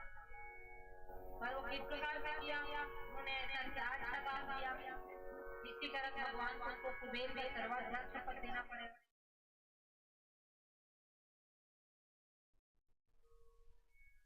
कामकील्य नगर में यज्ञदत्त नामक एक ब्राह्मण है। उसका एक पुत्र था जिसका नाम था गुणनिधि। और वह जो पुत्र है बहुत दुराचारी था। पिता है सदाचारी और पुत्र है दुराचारी। पिता का कार्य था रोज पूजा पाठ करना, धार्मिक अनुष्ठान करवाना, यज्ञ हवन आदि करना। परंतु उनके माता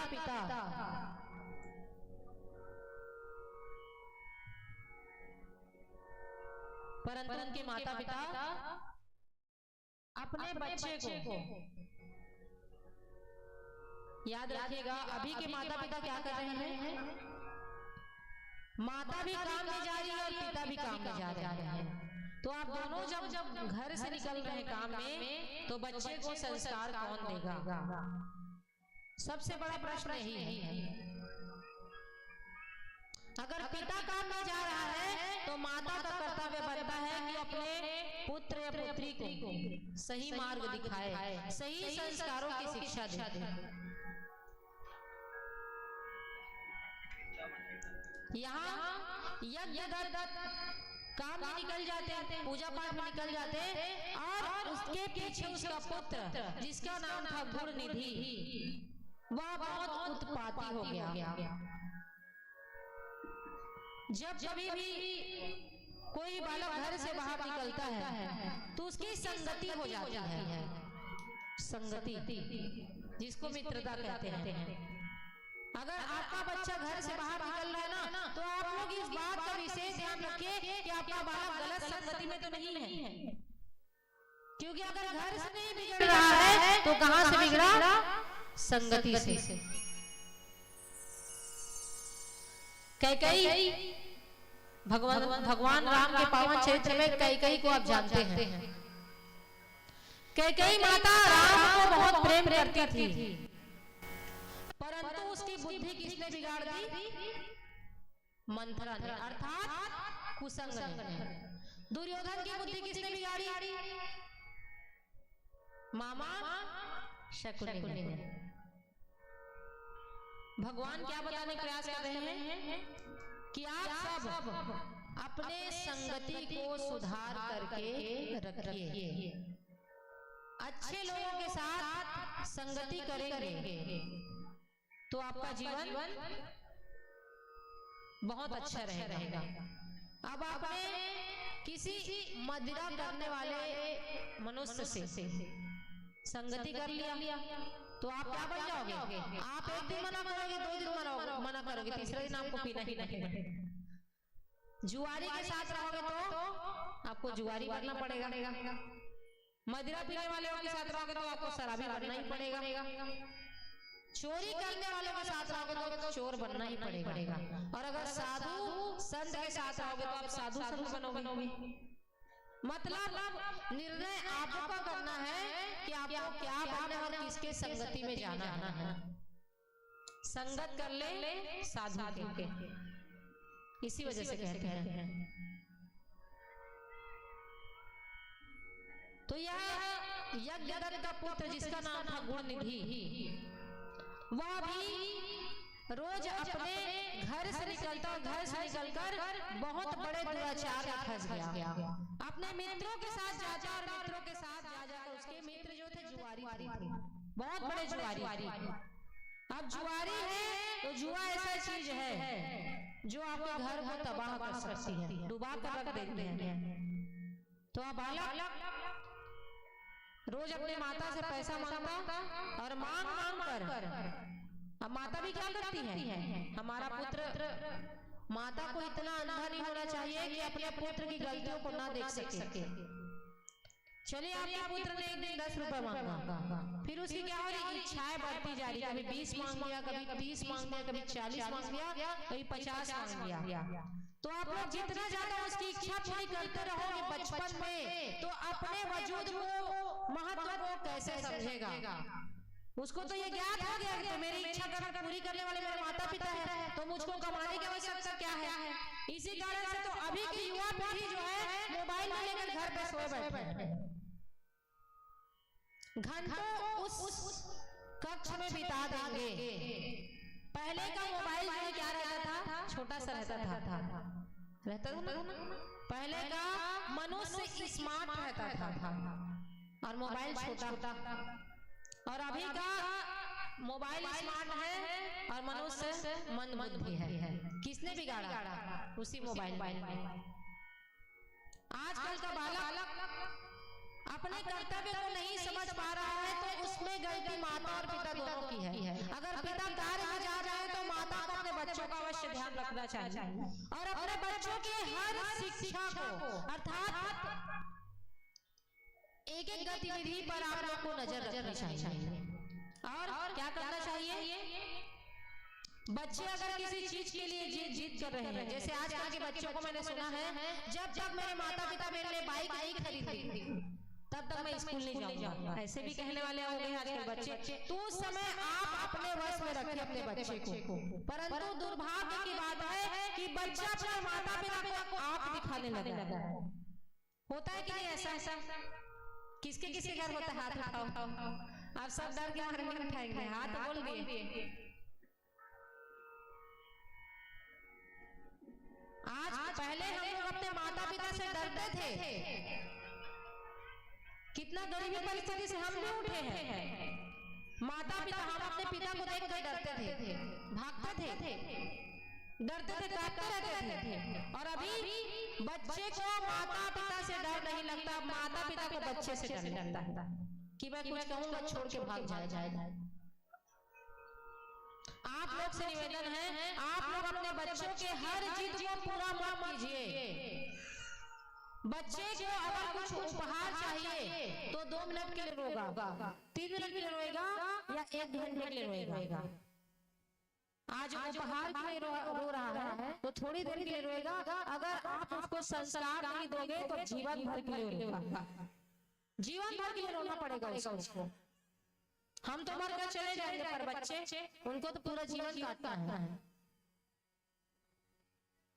तो उपहार दे सको या न दे सको, पर बच्चों को संस्कार अवश्य दे। आप उसके हाथ में मोबाइल मत दीजिए। मोबाइल जो रहता है बच्चों का जो बुद्धि रहता है उसको क्या करता है, कम कर रहा है। उसकी जो वाइब्रेशन निकलती रहती है जिसको बोलते हैं रेडिएशन, वो सब बच्चों के दिमाग जो खेलने कूदने की प्रवृत्ति, पहले सब लोग गिल्ली डंडा खेल सब करते रहते थे पहले के बच्चे। अब क्या कर रहे हैं बच्चे लोग, मोबाइल पकड़ के सो जा रहे हैं, देख रहे दिन भर बस स्क्रॉल करते जाओ। तो बच्चे को आप लोग मोबाइल से दूर रखिए और माता पिता अपने बच्चों की जिद मत पूरा कीजिए। हर जिद पूरा करने की आवश्यकता नहीं है। अगर आप जिद पूरा कर दोगे तो कमाएगा किसके लिए और कर्तव्य किस चीज के लिए करेगा। उसको गरीबी दिखाओ तब वो आपको मेहनत करेगा, और गरीबी नहीं दिखेगा किस चीज के लिए मेहनत करेगा। जरा इस बात पर विचार कीजिए आप। बच्चों को अच्छे से पता हो गया कि मेरे माता पिता हर बात को मान रहे हैं, तो फिर आपके सिर पे बैठ कर नाचता है। अब और मैं क्या कहूं, अभी विडंबना बात को। तो इसी प्रकार उस गुण निधि की माता ने अपने बच्चे को शौक को पूरा करने के लिए एक के बाद एक जितना बार निधि ने पैसा मांगा उतना बार उसको धन देती चली गई।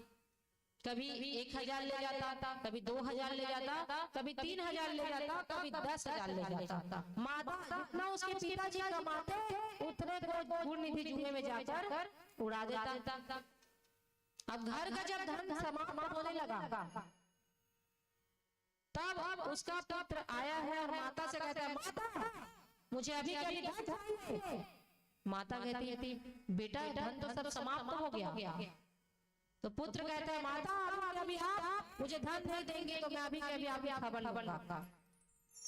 तो माता डर गई और डर करके अपने पति के अर्थात यज्ञदत्त के उसके अंगूठी को अपने पुत्र को दे दिया। अब पुत्र को देकर कहा कि ये लो जाओ, इसके बाद मेरे पास कुछ नहीं बचा, तुमने सब चीज जाकर लगा दिया, सब खत्म हो गया है। अब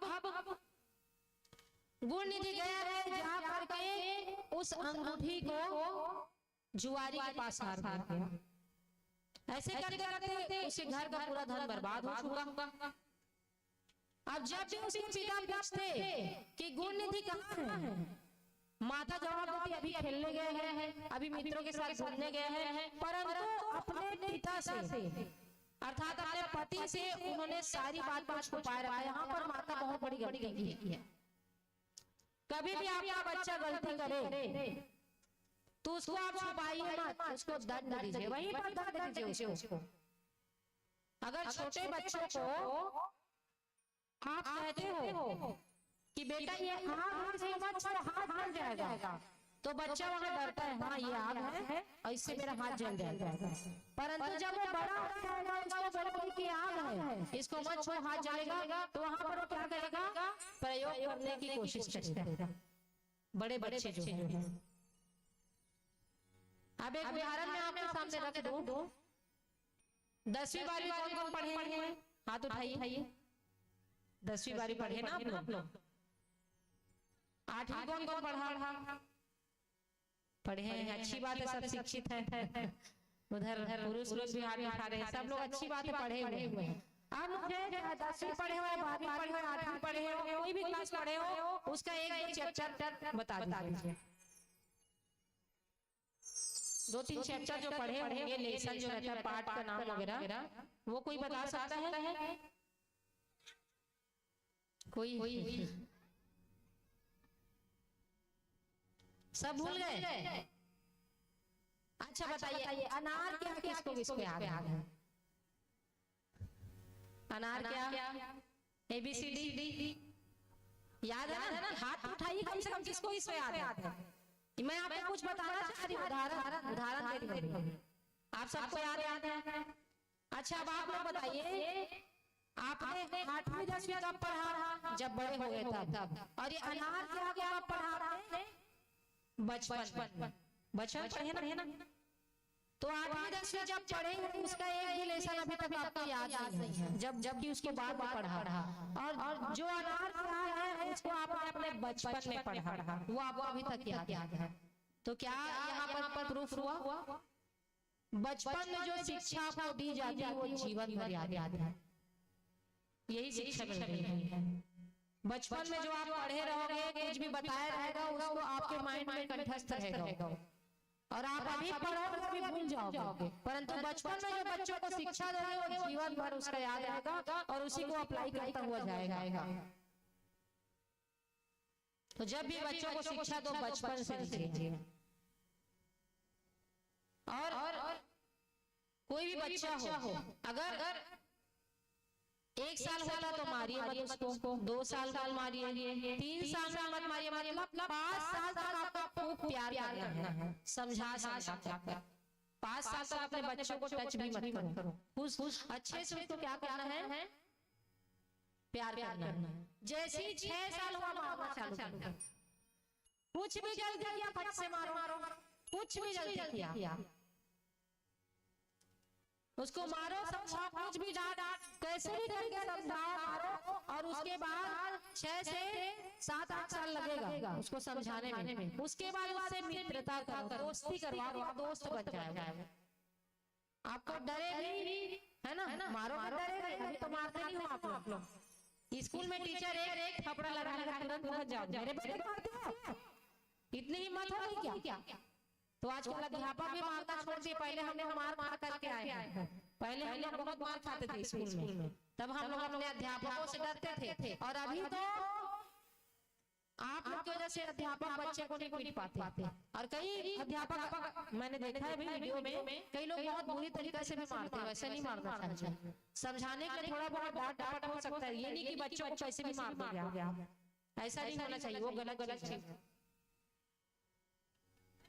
तो इससे क्या साबित हुआ अनाथ से कि जो बचपन में शिक्षा दिया जाता है वो आपको जीवन भर याद आता है। उसी प्रकार बचपन में बच्चों को शिक्षा दोगे वो उसके जीवन भर में याद रहेगा।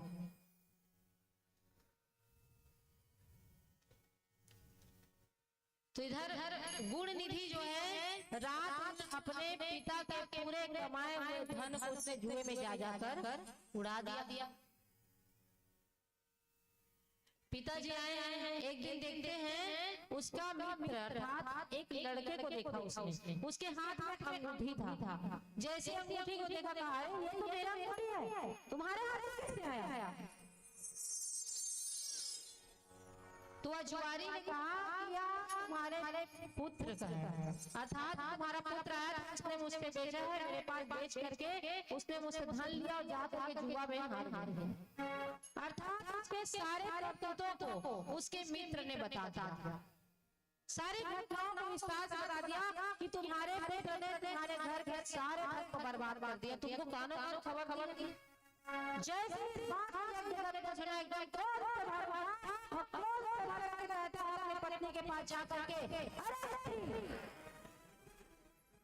तुझे इस बात कहाँ बता, मैं रोज मुझे पूछता था कि मेरा पुत्र कहाँ है, मेरा पुत्र कहाँ है, परंतु तुमने मुझसे झूठ बोला, असत किया। अधिकार नहीं है कहकर उसी समय यज्ञ ने अपनी पत्नी के और पुत्र को दोनों को बाहर निकाल दिया। और आजकल अगर कोई आपका बच्चा गलती करता है तो मैं आप सबसे पूछना चाहूंगी, अगर आप अपने बड़ा भारी अपराध करते हैं तो किस में सामर्थ्य अपने पुत्र को घर से निकालना है? बहुत सुंदर तालियां है ना। एक तो माता बनना बहुत बड़ी बात है और बच्चे को अपने से दूर करना भी बहुत बड़ी बात है, परंतु बच्चा जब गलती करे तो उस समय आपको एक बार मारना पड़ेगा।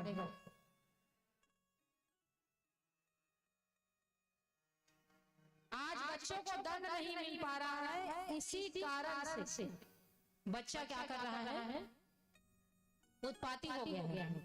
इसी कारण जितना अभी के समय में उस चैनल देखोगे आप अपराध होते देख रहे हो, उसमें छोटे छोटे जो कम उम्र के बच्चे हैं, जो 17 साल 18 साल 16 साल, वही लोग देखना सबसे ज्यादा अपराध कर रहे हैं। कौन कौन इस बात से सहमत है? हाथ उठाइए, है ना। अभी जो अपराध हो रहा है वो सिर्फ छोटे छोटे बच्चे ही कर रहे हैं। तो इसमें गलती माता पिता की भी है, साथ में उसके संगति वालों का भी।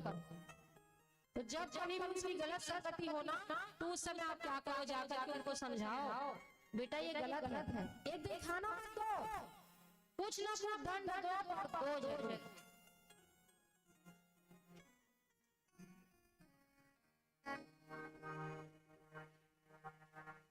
तो इस प्रकार उनके पति दूसरी शादी कर लिया, दूसरा विवाह कर लिया।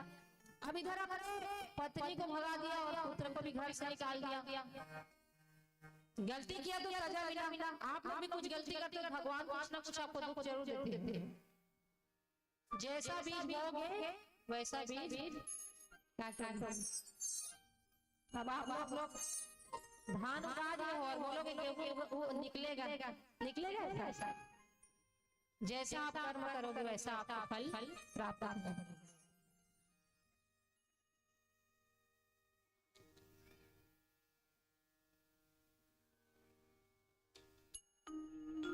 तो इस प्रकार अब गुण निधि घर से निकल पड़ा, उसकी पत्नी अन्यत्र चली गई। अब गुण निधि जा करके गुण निधि गया है और दर दर भटक रहा है। मैंने आपको बताया कि अगर बच्चों को आप मेहनत करना नहीं सिखाओगे तो आपका बच्चा कैसे काम करेगा। उसी प्रकार गुण निधि की स्थिति हो गई है। गुण निधि ने यहाँ पर क्या किया, गुण निधि पैसा उड़ाना तो जानता है, घर का धन बर्बाद करना जानता है, परंतु कमाना नहीं जानता, मेहनत करना नहीं जानता। मेहनत करना सिखवाइए आप।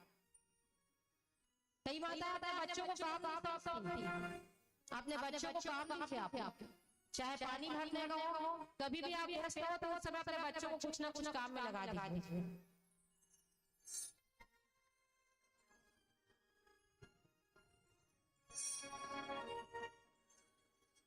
गुण निधि का जीवन प्यार से, शोक से, भूख से निकल रहा है। दर दर मारा मारा फिर रहा है, इधर भटक रहा है, उधर भटक रहा है, खाने का कुछ नहीं। जो माता उनको रोज भोजन खिलाती प्रेम से, वह भी अब नसीब नहीं हो रहा, दाने दाने को तरस रहा है। भोजन ही नहीं बचा उसके पास, तो उसने क्या किया, एक वृक्ष के नीचे बैठ गया और वृक्ष के नीचे बैठ करके अपने उन दिनों को याद कर रहा है कि मेरे माता इतनी अच्छी थी, मेरे पिता इतने अच्छे थे, मेरे कारण मेरा घर बर्बाद हो गया। ऐसा अपने जीवन को क्या कर रहा है, वो प्रायश्चित कर रहा है। अब उसको जोर से भूख लगा है परंतु खाने को मुश्किल। तो उसने क्या किया, उसने देखा कि पास में एक शिवालय मंदिर है, भगवान शिव का मंदिर है, और वहां पर कुछ भक्त जन जा रहे हैं और जा जाकर उनको भोग समर्पित करते जा रहे हैं। तो उसने विचार किया, अगर मैं अभी जाता हूं, देखो गुण निधि को पूजा करना भी नहीं आता है ना, पूजा पाठ ब्राह्मण है पर उसको पूजा करना नहीं आता। ब्राह्मण का क्या धर्म है, पूजा पाठ करना, सबको सही शिक्षा देना, परंतु गुण निधि वह भी नहीं जानता।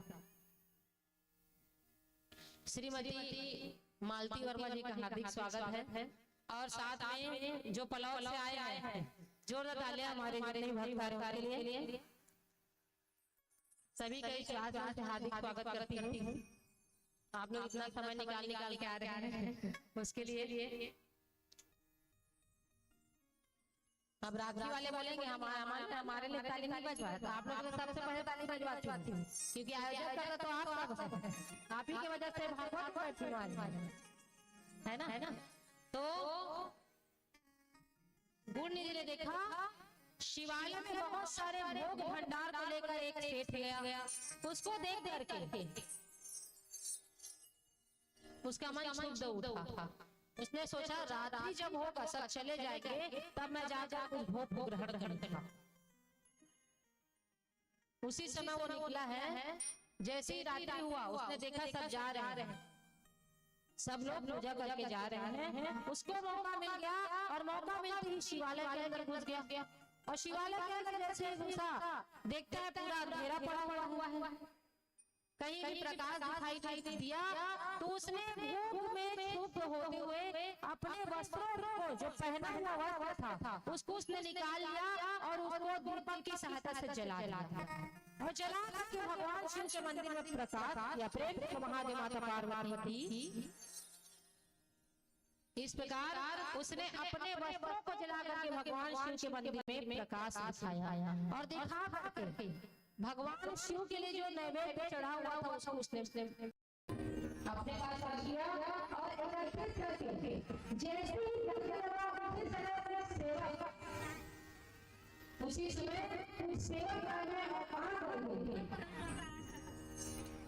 उसको पकड़ लिए और उसको प्राण दंड दिया।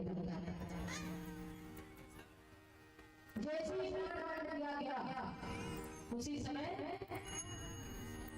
उसको नर्मदा की आज्ञा मिली।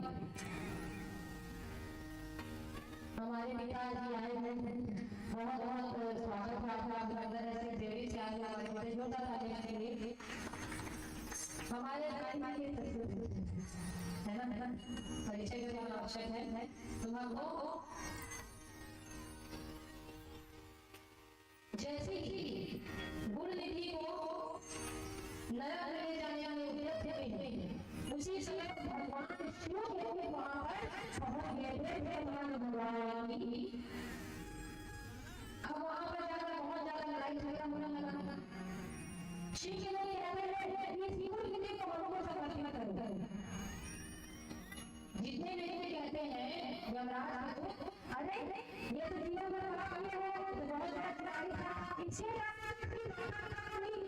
बहुत सहना पड़ा।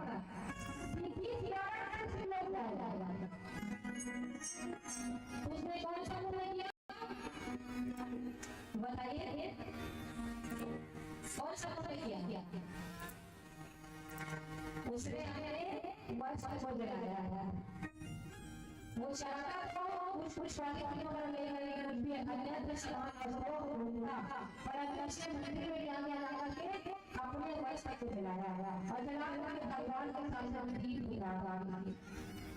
इसी पुण्य के प्रभाव से वो शिव का अधिकार है। यह सब प्रकार भगवान शिव के रूप यमराज को कहते हैं और बताकर उसी तरह मैं शिव रक्षा करते हैं, शिव नाम को रक्षा करते हैं,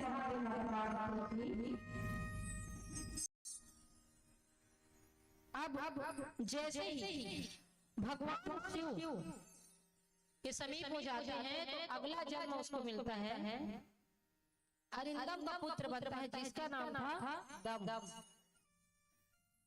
अरिंदम ने अपने पुत्र दम को राज्य को सौंप दिया और सौंप करके चले गए। उनका जब मृत्यु हुआ ना, उसके पहले उन्होंने राज्य को सौंप दिया था। अब दम को देखो, जो मनुष्य पुण्यात्मा रहता है, जो मनुष्य पुण्यात्मा रहता है, उस मनुष्य को कभी पुण्य कार्य करने के लिए प्रेरित नहीं किया जाता। कभी पुण्य कार्य करने के उसको प्रेरित नहीं करना पड़ता, अपने आप को आगे है। और आप लोग कभी उलाहना मत कीजिए कि देखो तो कितना आगे आ जाता है हमेशा हर काम में। वो जो धर्म के कार्य में आगे आते हैं, समझो उसके पूर्ण जो पूर्व जन्म था उसकी स्मृति के कारण। उसी प्रकार यहाँ पर जो दम था, अरिंदम का पुत्र दम, उसने भी अपने जीवन में जो भगवान शिव की स्मृति बनी हुई थी, जो शिवलोक धाम गया था, वहां की स्मृति को लिए उसका अगला जन्म राजा क्या होगा। और वही दम ने क्या किया, जितने भी मंदिर थे, जितने भी शिवालय थे, वहां जा दीप दान करना पूरे राज्य में घोषणा करवा दिया कि जाओ, जो भी नागरिक हो बिना दीप दान किए इस नगर में भोजन नहीं करेगा।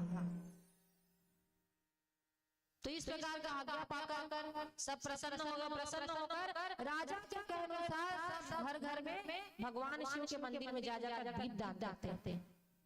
आप लोग को भी क्या करना चाहिए, भगवान के समक्ष दीप दान अवश्य करना चाहिए। भगवान शिव का जब दीप दान देते हैं तो उसमें कपूर को अवश्य जलाइए। बिना कपूर के भगवान शिव का पूजा नहीं किया जाता। और भगवान कौन से वर्ण के हैं? भगवान शिव का रंग कौन सा है? जैसे भगवान कृष्ण का रंग श्याम अर्थात काला वर्ण, श्याम जिसको कहा जाता है, श्याम वर्ण अर्थात जिस पर दुनिया का कोई वर्ण का असर नहीं होता। उसी प्रकार भगवान शिव कैसे दिखते हैं बताओ? सब जानते हैं, कर्पूर गौरम करुणावतार, अर्थात कपूर के समान उसकी दिव्य कांति, बहुत ज्यादा गोरे। कपूर को देखो कितना सुंदर उसका आभा रहता है। उसी प्रकार भगवान शिव का पूरा शरीर कपूर की भांति है, अर्थात श्वेत वर्ण है। और भगवान कृष्ण का वर्ण क्या है? श्याम वर्ण। इसी वजह से तो भगवान शिव को कर्पूर गौरम करुणावतारम संसार सारम मुझ गिर रहा है। अब भगवान शिव ने अरिंदम अर्थात दम के पुत्र पर कृपा किया है और इसी दम ने दुस्सह तपस्या किया है। और तपस्या करके भगवान ने उसको क्या किया? कुबेर का पद प्रदान किया। प्रेम से महादेव माता पार्वती थी। यही कुबेर जो है विश्रवा का पुत्र, अगले जन्म में विश्रवा का पुत्र बना है और पुत्र बन करके कुबेर के पद में सर्वाध्यास का पद प्रदान किया गया है। तो आपने इस कथा से यही शिक्षा प्राप्त किया कि गलती से भी अगर हम भगवान के पास चले जाए उसका पुण्य कितना प्राप्त होता है, और जानबूझकर अगर आप भगवान के समक्ष आ गए तो क्या होगा। सब अभी जानबूझकर आए हैं, गलती से तो कोई नहीं आया है, तो इसका कितना पुण्य मिलेगा आपको। भी सोमवार का दिन है, भगवान का सबसे विशेष दिन।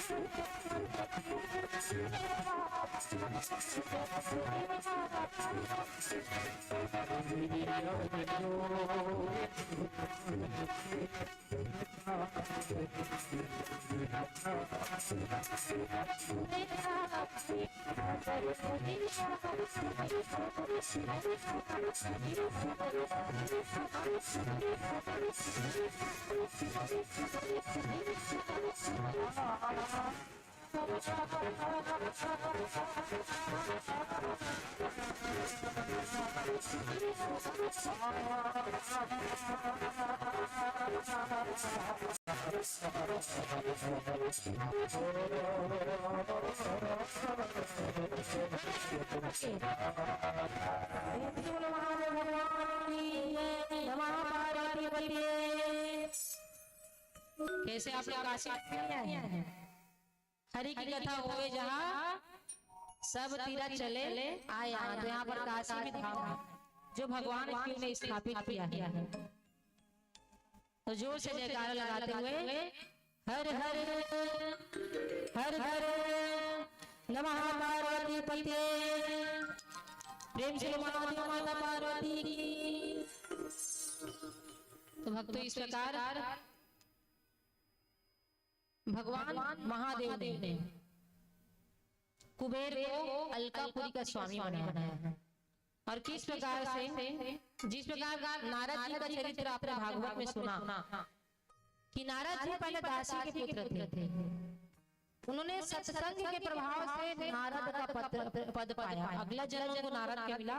उसी प्रकार इस ये जो चोर था गुड़ निधि, इन्होंने भी अपने एक वस्त्र को जलाने के कारण, है ना, वस्त्र को जलाया। उसके बाद शिव धाम को प्राप्त किया। उसके बाद जो जन्म मिला वो राजा के घर मिला, और राजा के घर रह कर इसने बहुत पुण्य का कार्य किया।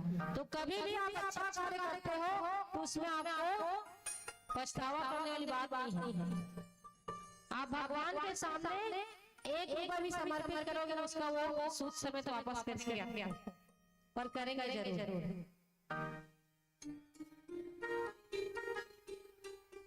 सृष्टि का वर्णन आया, भगवान शिव ने आज्ञा दिया कि जाओ सृष्टि का विस्तार करो।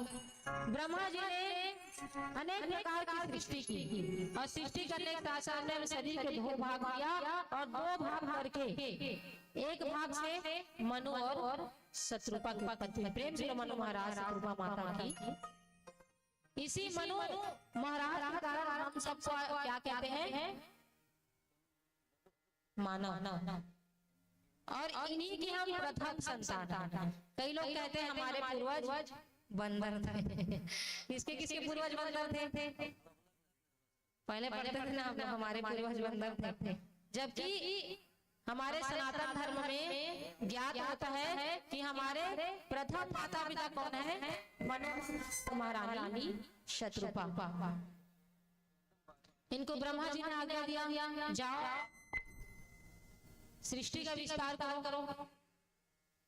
तो उन्होंने मैथिली धर्म से सृष्टि का विस्तार, आकृति, देवहूति और प्रसूति, इनकी 3 कन्याएं हुई। और देवव्रत और उत्तान, प्रियव्रत और उत्तान के 2 संतानें हुई। इस प्रकार सृष्टि हुआ। सबका उन्होंने करदम का विवाह जो है अपनी पुत्री से किया। प्रसूति का विवाह दक्ष प्रजापति से हुआ, और आहुति का विवाह रुचि प्रजापति से। अब जब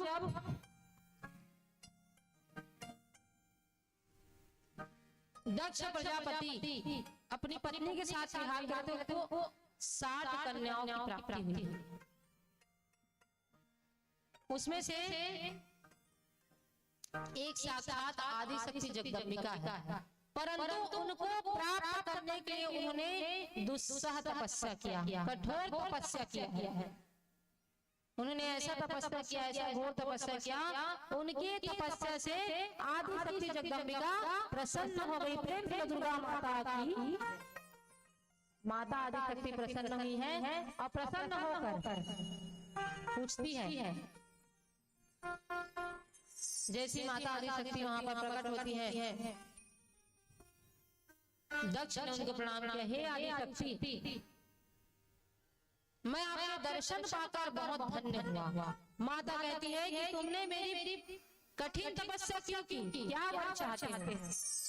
दक्ष कहता है कि हे माता, मेरी इच्छा है कि आप ही मेरे घर पर पुत्री के रूप में जन्म लीजिए।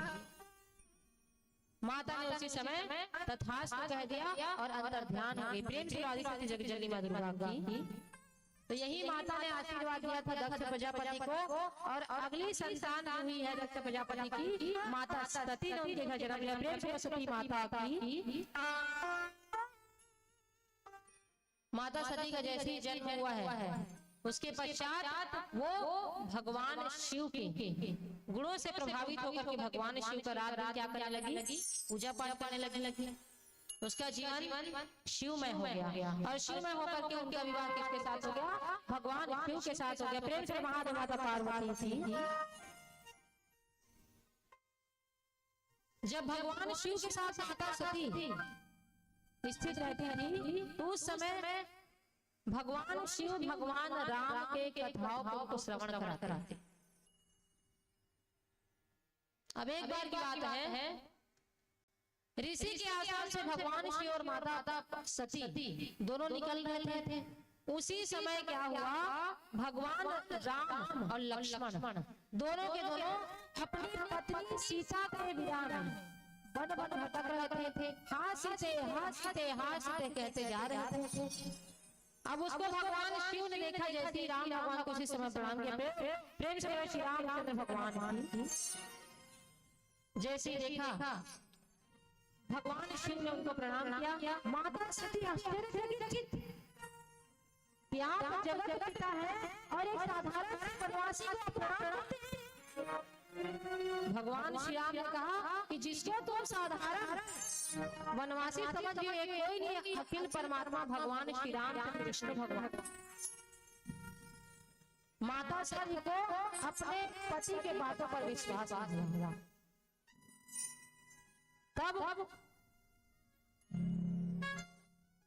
भगवान शिव को बार बार पूछती है कि हे स्वामी, अगर ये परमेश्वर होते, विष्णु भगवान होते, तो क्या अपने पति को पत्नी को ऐसे बंधन देते? इनको ढूंढने की क्या आवश्यकता पड़ गई? तो भगवान शिव कहते हैं कि हे सती, अभी भगवान श्री राम जो है पूरे समाज को सिखाने के लिए, मनुष्यों को शिक्षा देने के लिए लीला कर रहे हैं। माता सती को भगवान शिव के ऊपर बिल्कुल भी विश्वास नहीं हुआ। उनके कथनों को उन्होंने अस्वीकार कर दिया। तब भगवान शिव कहते हैं कि हे सती, अगर तुमको मेरी बातों पर विश्वास नहीं है ना, तो तुम जाओ और खुद परीक्षा लेकर देख लो। तो माता सती उसी समय निकल पड़ी बिना बताए। अपने याद रखिए, आपका पति अगर कुछ कह रहा है, अच्छी बात कहना, बुरी बात नहीं कहना। अच्छी बात अगर आपका पति कहता है तो उस पर विश्वास कीजिए। यहाँ पर माता सती ने विश्वास नहीं किया, वो भी भगवान शिव पर, और परीक्षा लेने निकल पड़ी। और परीक्षा लेने जा के क्या किया उन्होंने, परीक्षा तो लेने गई परंतु उन्होंने गलत कार्य कर दिया। क्या? उन्होंने भगवान शिव की माता सीता का रूप धारण किया। प्रेम से सीता माता थी। माता सीता का रूप धारण कर लिया और भगवान जब वन में धर भटक रहे हैं, उसके सामने माता सीता का रूप धारण करके निकल पड़ी। लक्ष्मण जी कुछ नहीं बोले, सब यहाँ पर क्या है, मर्यादा का रूप पालन। रामायण मर्यादा पुरुषोत्तम है। लक्ष्मण जी हंस रहे हैं, इधर भगवान राम माता सीता को देखकर कहते हैं अकेले अकेले जा रहे।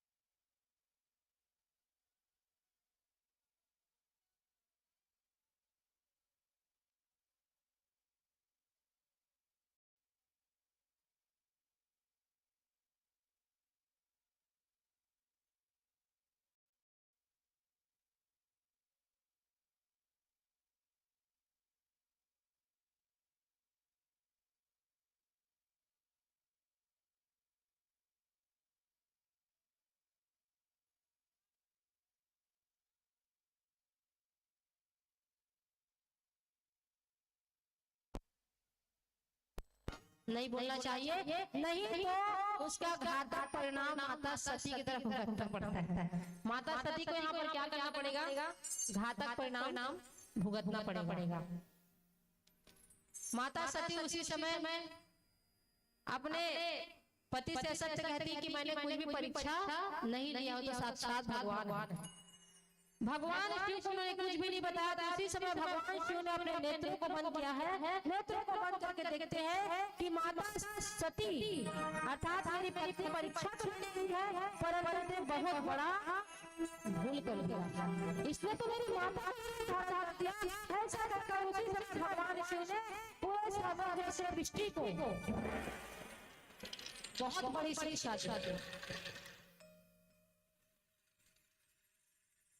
पूरे सृष्टि को साक्षी मान करके भगवान शिव ने उसी समय माता सती को त्याग दिया। माता पार्वती की अब जैसे इस बात को सारे देवताओं को इस बात का ज्ञान हुआ, उसी समय भगवान शिव पर पुष्पों की वर्षा होने लगी। प्रेम से माता पार्वती की प्रेम से सती मैया की। अब क्यों पुष्पों की वर्षा हुई? कौन सा पति अपनी पत्नी को त्याग सकता है? अब कौन सी पत्नी अपने पति को त्याग देगा? परंतु यहाँ पर भगवान शिव ने गलती को देखा तब अपनी पत्नी को त्यागा है। जब इतना सारा पुष्पों की वर्षा होने लगी, उसी समय माता सती ने देखा कितना सारा पुष्पों का वर्षा हो रहा है, मेरा स्वामी कुछ नहीं कह रहा है मुझसे। अर्थात अपने मूल को पछतावा करते हुए माता सती समझ गई कि मेरे नाथ ने मुझे त्याग दिया है। माता सती को अपना भूल का एहसास हो गया। अब माता सती ने उस समय निश्चय किया कि जब मेरे स्वामी ने मुझे त्याग दिया है, तो अब मुझे इनके पास रहने की कोई आवश्यकता नहीं है। जब आपका पति प्रेम करता है या पत्नी प्रेम करती है अपने पति को, जब तक आपका विश्वास करता तब तक आपके ऊपर प्रेम रहता है। कुछ भी आप गलती करोगे ना, अगर आप आपके मन से उतर जाओगे तो आप कितना भी कोशिश कर लो, मनाने को नहीं मानने वाले। विश्वास बार बार नहीं किया जाता, एक बार किया जाता है। और जब आप पत्नी बनी अपने पति की, तो आपको चाहिए कि अपने पति के प्रति पूर्ण प्रेम रहना चाहिए, निष्ठा भाव होना चाहिए। अपने पति को छोड़ करके दूसरों को देखना नहीं चाहिए। और कोई भी पुरुष हो, ये सिर्फ माताओं पर लागू होती है, पुरुषों पर भी लागू होती है। तभी तो पतिव्रत घर पर रहता है। ऐसे तो भगवान राम भी दूसरे से विवाह कर लेते, माता सीता के भी पास से हमेशा। इसी कारण से भगवान माता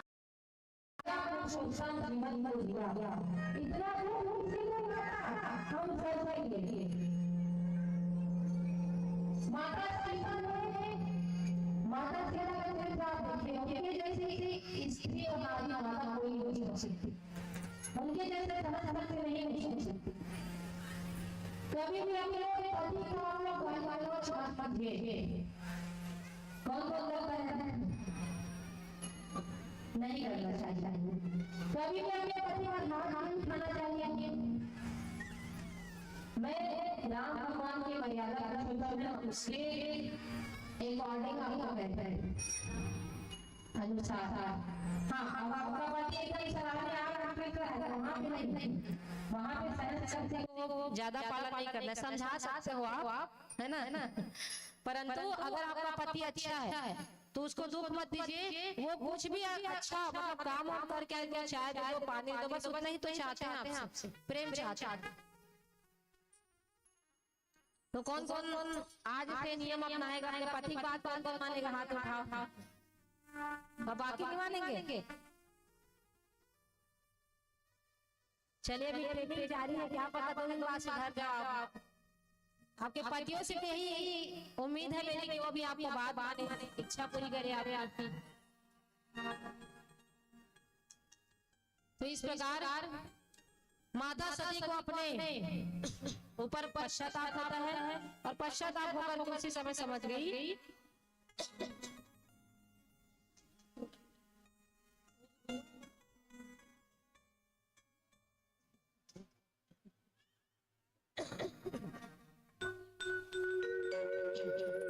बोली रामचंद्र भगवान की जय।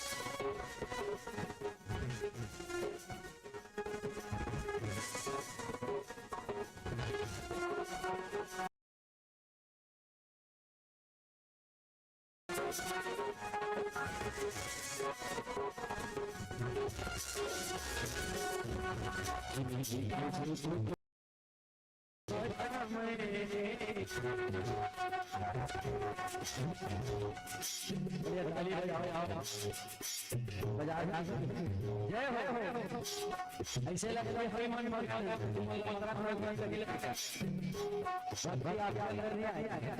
लाख से लगे हम बातें गाने का इज्जत के सवाल हां हां पूरे मौका कोई ये तो गाना गाना सुना आप सोचे भी जाते हैं लेकिन प्रयास क्यों राम को जोड़ दिया राम और तुरंत गाड़ी मंच में तुम्हारी तब हो कोई बात अब ये गाना लगा तो तुरंत नाम लोग बड़े भाव से चलो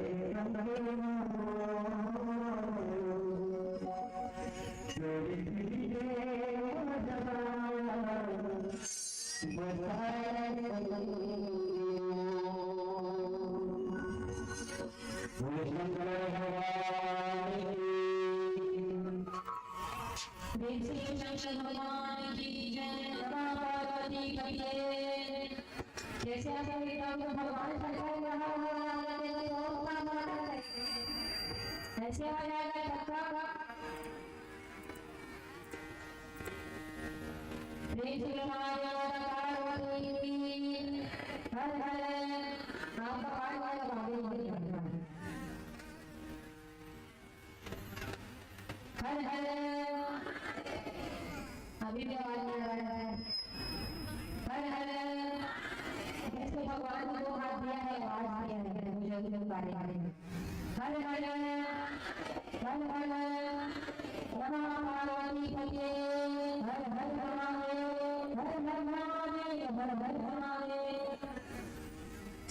फलोक्त गांव से हमारे बड़े पापा लोग आए हुए हैं जो ना में स्वागत के लिए आए हैं हमारे बड़े पापा लोग सामूहिक में दिया गया है सबका हाथ धन्यवाद आप लोग कीमती समय निकाल कर आ रहे हैं और जो भी बुजुर्ग आए हैं सबसे निवेदन है एक कम से कम उनको चेयर दे दीजिएगा जितने भी बुजुर्ग हैं हमारे बड़े बड़े हमारे बड़े सब नागरिक हैं और यही तो हमारे घर के हमारे घर में बुजुर्गों को रहना बहुत ही आवश्यक है अगर बुजुर्ग नहीं रहेगा तो आप बड़ा पूछ सकते हैं, सास ससुर नहीं रहेगा तो वो है ना, माता पिता नहीं रहेगा बच्चे किससे करेंगे।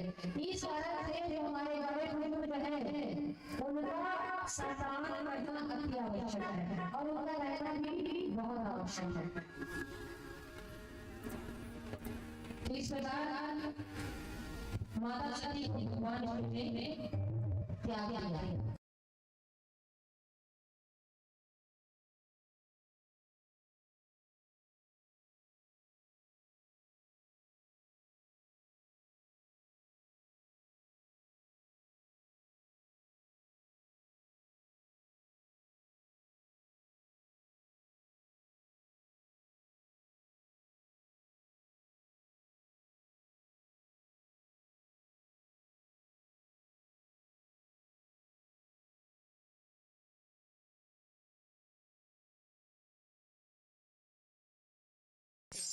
जैसे सभा बैठा हुआ है तो कई लोग जानबूझकर अंतिम में आएंगे, है ना। तो उसी प्रकार जब भी सभा होता तो एक बार की बात है, बहुत बड़ा सभा हो रहा था। भगवान शिव के साथ साथ ब्रह्मा जी और अन्य देवता विराजमान थे। उसी समय दक्ष प्रजापति जानबूझकर बहुत देर में आया है और जैसे ही देर से आते हैं बहुत सारे देवतागण उनका जय जयकार गाते हैं, दक्ष प्रजापति की जय, दक्ष प्रजापति की जय।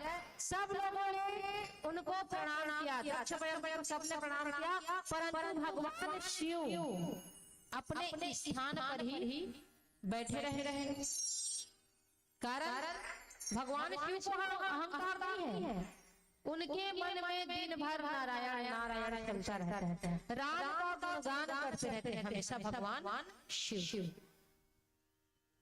भगवान एक भी क्षण भगवान शिव का व्यर्थ नहीं जाता वक्त। भगवान शिव इसी गान को है ना उनका नाम ले रहे हैं क्योंकि उन्होंने ऐसा काम किया है। कोई मनुष्य का अगर हम इस पे नाम लेते हैं तो समझिए उन्होंने ऐसा अच्छा काम किया है।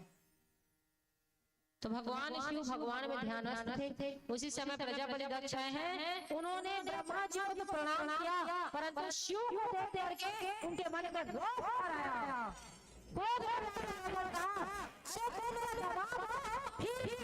तुम अपना शिष्टाचार भूल गए, इतना बड़ा अपराध मुझे प्रदान किया है और मैं दक्ष प्रजापति के पद पर आसीन हूँ।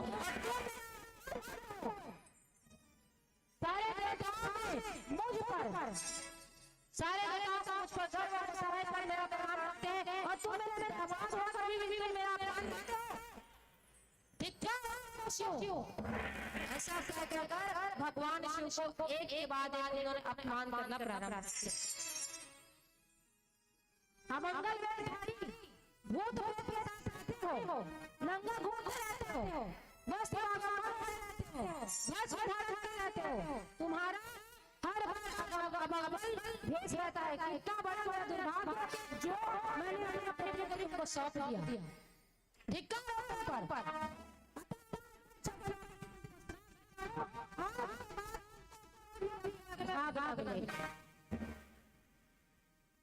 जैसी श्राप को सब सब चुप रहे परंतु वहां पर नंदी से सहन नहीं हुआ। याद रखिएगा कभी भगवान का अपमान होता है ना उस समय अपने कानों को बंद कर लेना, या फिर वहां पर जवाब देना चाहिए। भगवान शिव को तो ज्ञाता से वो तो निर्विकार है। भगवान शिव निर्विकार निर्गुण रूप में भी और सगुण रूप में भी है। उन पर किसी कोई कितना भी गाली गलौज कर ले अपमान कर ले उससे कोई फर्क पड़ने वाला नहीं। भगवान शिव को सब सुनते रहे, भगवान शिव सब सुनते रहे परंतु अपने ससुर की बातों पर उन्होंने एक बार भी जवाब दिया। परंतु कहते हैं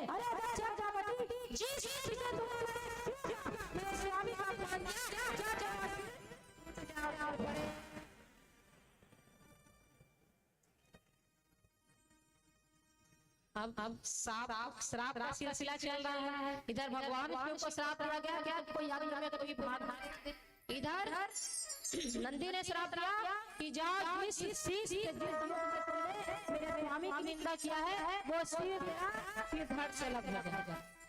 श्राप मिल गया। उधर भाग देवता पूसा देवता वहां पर विराजमान थे। तो देख देख कर जोर जोर से हंसते हैं नंदी को। अब श्राप आ गया तुम्हारे जैसा ब्राह्मण जाओ भिखारी हो। अभी ब्राह्मण हम क्या करें, तो मांग रहे हैं। तो तुम्हारे जैसे ब्राह्मण जो मेरे शिव के अपमान बांट रहा है वो जाओ भिखारी हो जाओ। अब इधर पूसा देवता, एक देवता है जिसका नाम है पूसा। मैं जिसका जिसका नाम नहीं लूं उसका नाम आप ध्यान रखिए क्योंकि इन लोग का वीरभद्र का दांत भी तोड़ने वाले हैं, है ना। तो ये पूसा देवता छापा मार कर पूरे देवतागणों के समक्ष हंसते हैं। तो उसको भी नंदी कहता है कि सावधान पूसा, तेरे जितने दांत टूट जाएंगे। आप पूसा देवता और बाकी जितने भी जिन ब्राह्मण जिसकी श्राप किया था वो कहते हैं कि तुम्हारे जैसे शिव के गए जाओ और पाखंडी हो जाओ। तो देखना कई लोग आज के समय में पाखंडी भी रहते हैं, शिव का पूजा कर रहे हैं इधर पाप भी कर रहे हैं। तो उसी समय से पाखंड चला रहे हैं, समझ लीजिए। तो इस प्रकार श्राप भगवान शिव नंदी को चुप करवा करके वहां से चले गए।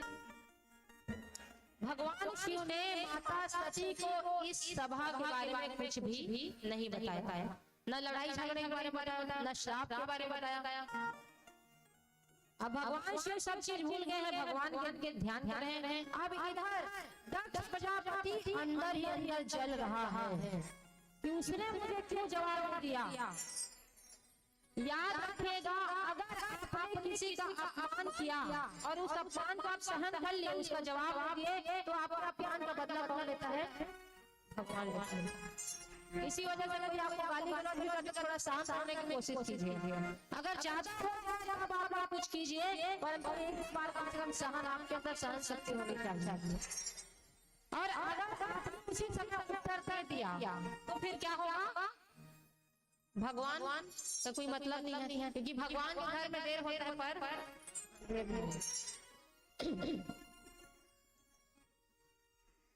अब दक्ष प्रजापति क्रोध में अग्नि भड़क रहे हैं कि मेरे दामाद को मैंने इतना बड़ा श्राप दिया, उसने मुझे कुछ नहीं कहा, ये तो मेरा बड़ा अपमान होगा। अतः भगवान शिव को उन्होंने नीचा दिखाने के लिए कनखल क्षेत्र हरिद्वार में बहुत बड़े यज्ञ का आयोजन किया। और आप लोग अभी भी जाओगे तो हरिद्वार गए हैं, कौन कौन हाथ उठाइए। गए हैं कनखल क्षेत्र, गए हैं आप लोग कनखल क्षेत्र गए हैं, वहां पर यज्ञ दिखेगा, अभी भी है वहीं पर यज्ञ का आयोजन किया गया। और उस यज्ञ में सारे देवताओं को, ब्रह्मा को, विष्णु भगवान को सबको निमंत्रण दिया गया। जानबूझकर भगवान शिव को निमंत्रण नहीं दिया गया। जिसके यहाँ लड़ाई झगड़ा रहता है सब देवताओं को पता है भगवान शिव और दक्ष में शत्रुता है। तो जानबूझकर क्या कर रहे हैं? उधरी से अपने विमान को भगा रहे हैं। जानबूझकर विमान से उड़ कर कैलाश पर्वत से होते हुए कहाँ पहुंच रहे हैं? हरिद्वार पहुंच रहे हैं। माता सती ने देखा इतना चहल पहल आज कैसे बढ़ा हुआ है आसमान में, सब कहाँ जा रहे हैं? उसी समय एक दिव्यांगना से पूछती कि ये सब कहाँ जा रहे हैं, क्या हो रहा है? दिव्यांगना ने कहा, अरे माता आपको पता नहीं है, आपके पिता ने तो यज्ञ का आयोजन करवाया है, बहुत बड़ा विशाल यज्ञ, इसमें पूरे देवताओं को मंत्र दिया गया है। क्या क्या बात क्या है? माता उस समय चुप हो गई, शांत रह गई और आकर अपने पति के पास कहती कि स्वामी, बहुत बड़ा यज्ञ का आयोजन मेरे पिता ने किया है, अतः चलिए हमको भी चलना चाहिए। सभी देवतागण जा रहे हैं। भगवान शिव कहते हैं कि हे सती, उस यज्ञ में हमको नहीं बुलाया जाएगा, अतः हमें नहीं जाना चाहिए।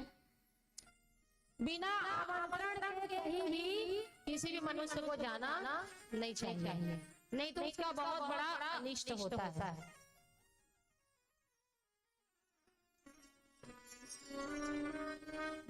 माता सती उसी समय भगवान शिव को बार बार कहती है कि हे स्वामी चलिए, आपका ससुर है, मैं उनकी बेटी हूँ, अगर हम बिना बुलाए चले भी गए तो क्या भी कर जाएगा।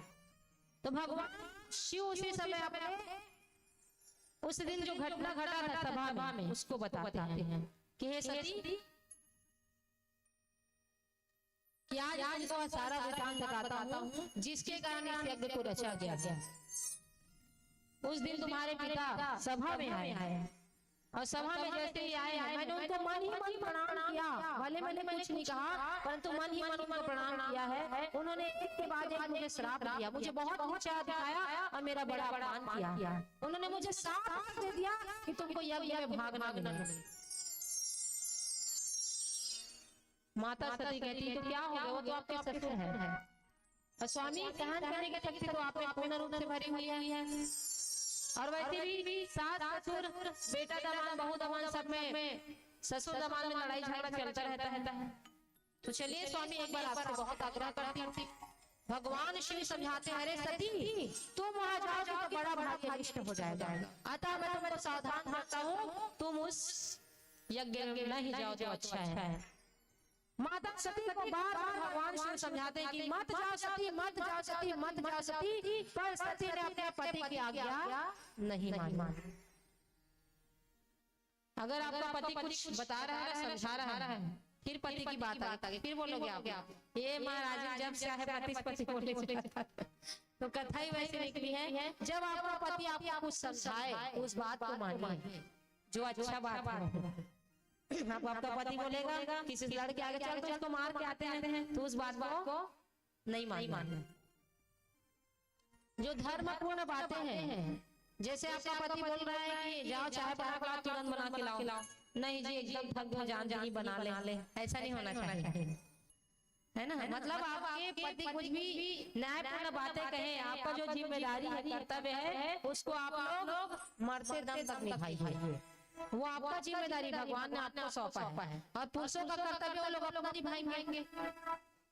आपका पालन पोषण करना उनका जिम्मेदारी कर्तव्य है और पति की आज्ञा का अवहेलना आप सबसे नहीं करना है। आपके पति जो भी बोले उसको मानना है ना। तो भगवान शिव बार बार माता सती को समझाते हैं। माता सती जब उनके आज्ञा को ठुकरा देती है तब भगवान शिव थक जाते हैं और थक करके कहते हैं नारी से देवता हारी। तो भगवान शिव भी नारी से हार गए, अपने पत्नी से हार गए, समझा कर नहीं माने। तब माता सती को कहते हैं तुम जा रही हो ना, जाओ कोई बात नहीं, तुम अपना जितना सामान है वस्त्र है और तुम्हारा जितना श्रृंगार सामान है सब वस्त्रों में लपेट बांध एकत्रित कर और चली जाओ। माता सती कहती है कि मैं तो सिर्फ एक के लिए जा रहा है, फिर आप मुझे इतना सारा सामान ले जाने का क्यों कह रहे हैं। भगवान शिव को पता था कि सती अब जाएगी तो वापस नहीं। अगर आपके घर में किसी की मृत्यु होती है और अगर उसका सामान रहता है ना तो आपको आपकी याद आती कि नहीं आती है। किसी सामान को कंघी करते थे, इसी को कपड़ा पहनते थे, इसी दर्पण में ऐसा करते थे, ऐसा कुछ ना कुछ वो याद आएगा ही। तो उसी को सोचकर भगवान शिव ने कहा कि अगर सती का एक भी सामान यहाँ पर रहा, एक भी कुछ भी जितना भी उपयोग होते वो कुछ भी रहा तो उससे मेरे भजन में भी हस्तक्षेप होगा। अतः तुम जितना भी सामान सबको ले जाओ। माता सती जब जाने लगे उस समय भगवान शिव ने अपने गणों को कहा कि तुम लोग सब लोग सती के साथ जाओ। माता सती बैल में सवार होकर के अपने पिता जहाँ पर यज्ञ का आयोजन हुआ था वहां पहुंच गए और पहुंच करके सर्वप्रथम जाकर जितनी भी उसकी बहन थी है ना, जितनी भी उनकी बहन थी सब लोगों को देखकर हंसते हैं। हंसने का दो तरीका रहता है, एक तो मजाक बनाने वाला हंसी रहता है और दूसरा अपने आप स्माइल आ जाए। जैसे मैं आपको देखकर हंसती हूँ, कितने सारे श्रोता हैं बढ़िया अच्छे से कथा सुने भगवान कल्याण करे, एक उसको बोलोगे और दूसरा किसी का मजाक बनाने के लिए आप तो सब भगनी मिली बहुत मुस्कुराता था। अर्थात उनकी बहन जो है बहुत ज्यादा मुस्कुराना अलग है और ठहाका बस मतलब इसकी बहन बहुत मुस्कुरा रही थी। और एक सिर्फ माता, मैंने आपको बताया कि एक माता और पिता का जगह कोई नहीं ले सकता। सब बहुओं को चाहिए अगर माता पिता को आप छोड़ कर आए हैं तो अपने सास ससुर को माता पिता मानकर उनकी पूजा करो। मैंने कह दिया आपको माता पिता जगह कोई नहीं ले सकता, सास ससुर है ना वो आपके माता पिता, सब बहू को बता रही। और जो जितनी बेटियां हैं उनके माता पिता आपके माता पिता है, उनकी पूजा करो आप। तो कई बेटियां आजकल क्या कर रही है, इस घर के बाद अपने माँ बाप को बताता है, मोर सास ऐसे बोला मोर पति बोला ये सब नहीं करना है। जब आपका शादी हो गया तो अपने घर की बात अपने घर में ही रखना है आपको, अपने घर की बात दूसरों को मत बताइए, क्योंकि वो सिर्फ आपका मजाक उड़ाएंगे, आपका साथ देने वाला कोई नहीं है। घर की बातों को कभी बाहर पहुंचाइए, और अपने घर की बुराई नहीं करना किसी को। जो भी हो रहा है देखिए, 2-4 दिन सब सही हो जाता है। धूप आया है तो छांव भी आएगा, और छांव आया तो धूप भी आएगा।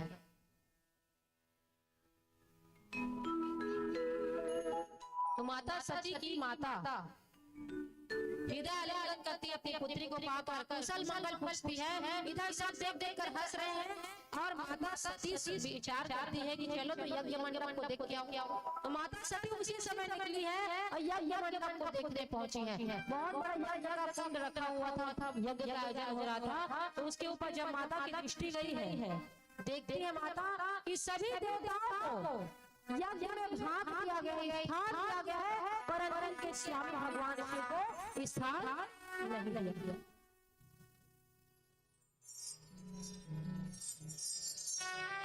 माता सती एकदम उदास हो जाती है, विचार करती है कि मैंने कितना बड़ा अपराध किया। मैंने अगर अपने पति की बात मान ली होती तो इतना बड़ा अपराध मुझे सहन नहीं करना पड़ता।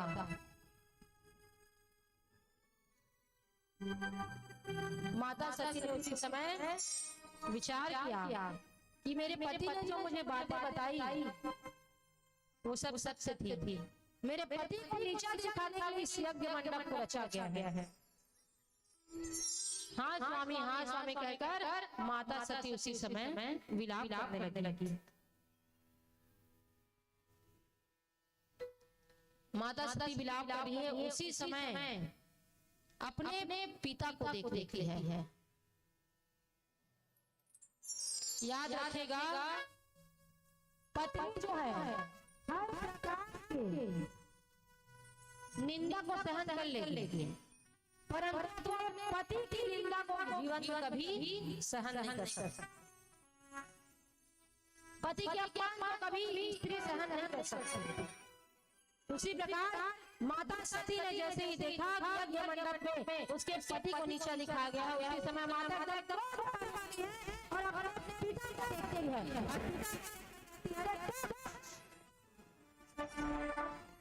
आज से हमारी स्त्री कहलाने योग्य नहीं है।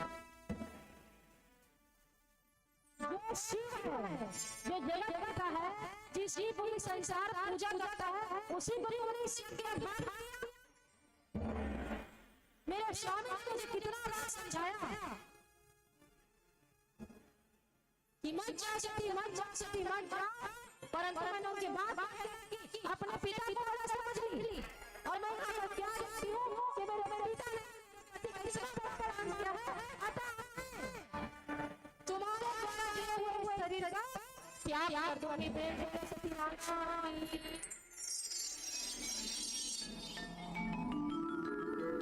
माता सती एकदम क्रोध में भर गई। एक के बाद एक जितने भी देवता थे सबको श्राप दिया, तुम लोग कि मेरे पति का अपमान हुआ है, क्यों भाग दिया है, ब्रह्मा विष्णु क्यों इस यज्ञ में नहीं है, तुम लोग कैसे आए। अतः जितने भी देवता हैं तुम सब लोग अंग प्रत्यंग विहीन हो जाए, सभी को श्राप दिया है। माता सती ने कहा कि अगर मैं अपने पति के पास लौट कर जाती हूँ तो क्या मैं दिखाऊंगी। भगवान शिव मुझे कहेंगे तो मैं अपने पति को मैं क्या जवाब दूंगी। मैं इस शरीर को अब रहने ही नहीं दूंगी, मैं अपने शरीर को त्याग दूंगी। मैं आपको पुत्री कहलाने लायक, आप अपने पिता कहलाने लायक नहीं हो। और कोई भी मुझे दक्ष की पुत्री कहे, यह बात मुझे स्वीकार नहीं है। ऐसा कहकर माता ने उसी समय अपने दाएं भाग में एक योगाग्नि प्रकट किया, पीले वस्त्र धारण किया उन्होंने यज्ञ मंडप के सामने भगवान शिव का ध्यान करते करते अपने शरीर को समाप्त कर दिया। प्रेम से बोलो माता सती की।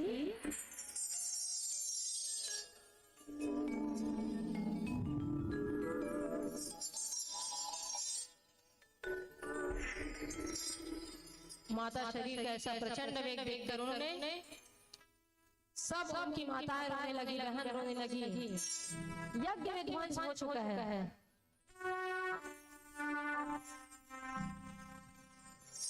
सबके मुंह से बाहर निकल रही है। माता सती ने अपने शरीर को त्याग दिया। जैसे ही नंदी आदि भृंगी आदि सभी ने देखा, उस समय रोज घर पर एक बार यज्ञ विध्वंस करने के सबको मार पीटना प्रारंभ कर दिया। परंतु दक्ष के जितने भी गण थे सब ने जा नंदी आदि गणों को मारना चालू कर दिया। इधर नारद जी भगवान शिव को सूचना देते हैं कि हे भगवान शिव, आपकी पत्नी सती जाकर के यहाँ पर भस्म हो गई है। भगवान शिव ने जैसे ही इस बात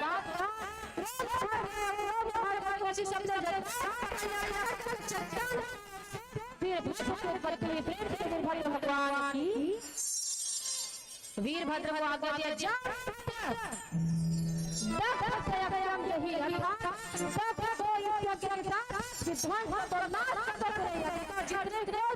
चाहिए। जैसे यज्ञ में जैसे इस बात सूचना को अर्थात आदेश को वीरभद्र ने पाया, वीरभद्र प्रचंड अपने साथ लिया और प्रचंड यज्ञ को विध्वंस करने निकल पड़े। वीरभद्र भगवान की, महादेव माता पार्वती की। अब वीरभद्र निकल पड़ा है और निकल करके जा करके एक के बाद एक उन्होंने यज्ञ को विध्वंस करना प्रारंभ कर दिया।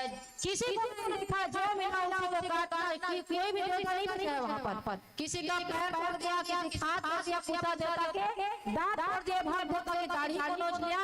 इस प्रकार सभी देवता गण को लेकर के उन्होंने अंग प्रत्यंग कर दिया। माता सती ने जैसा श्राप दिया था उसको वीरभद्र ने पूर्ण किया। अब इधर जिस यज्ञ में माता सती ने अपने शरीर को त्यागा था, वहां पर माता सती का भस्म पड़ा हुआ है।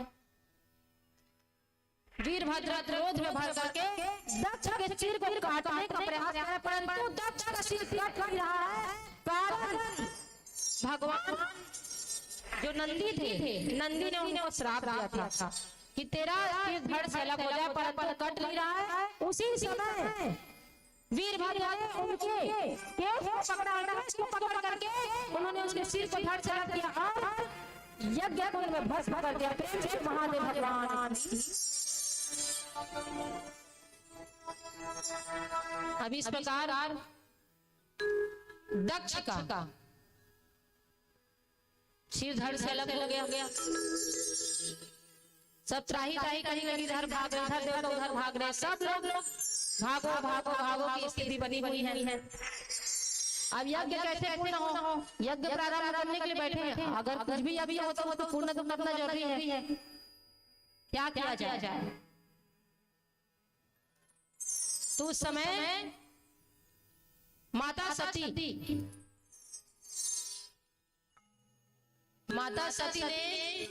जब अपना शरीर को त्याग दिया ना भक्तों, तो उन्होंने एक वरदान मांगा है। इनसे भगवान श्री राम से।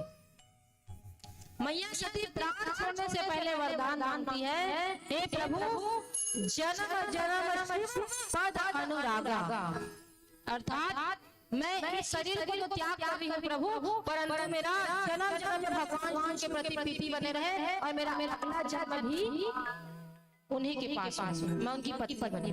ऐसा भगवान श्री राम उन्होंने वरदान दिया है। तब उन्होंने अपने प्राण को त्याग दिया।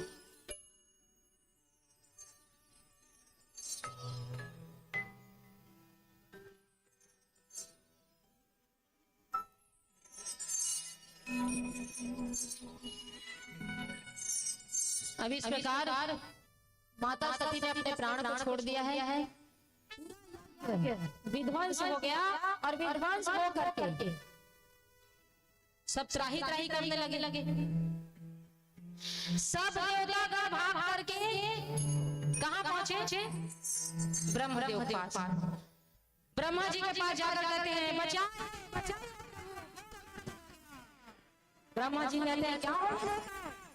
ब्रह्मा जी देखते सब तो हंसते हैं, अरे देवता तुम्हारा हाथ टूटा, तुम्हारा पैर टूटा, तुम्हारे दाढ़ी नोचने के तुम्हारा दांत, ये सब कैसे हुआ? देवता कहते हैं कि हम इस यज्ञ में गए थे, उसमें ऐसी हालत थी। भगवान कहते हैं कि अगर तुम लोग को ज्ञात है इस यज्ञ को नीचा दिखाने के लिए रखा गया है, इसमें हम दोनों नहीं गए, मैं और विष्णु नहीं गए और शिव नहीं गए, तो तुम लोग क्यों गए? और जो यज्ञ नीचा दिखाने के लिए किया गया है वो कैसे पूर्ण हो सकता है? अतः लोगों ने बहुत बड़ा भूल किया है और भूल का सजा में दे गया।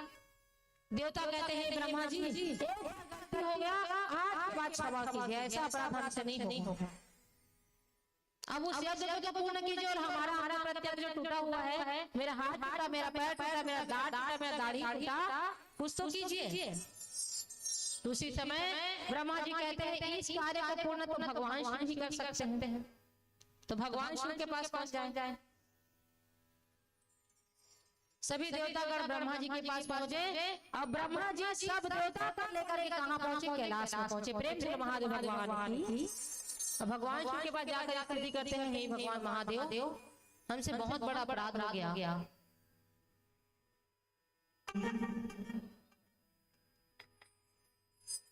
हम लोग देवतागण आपके सामने प्रस्ताव लेकर के आए हैं और हम अपने अपराध के लिए भगवान शिव आपसे क्षमा मांगते हैं।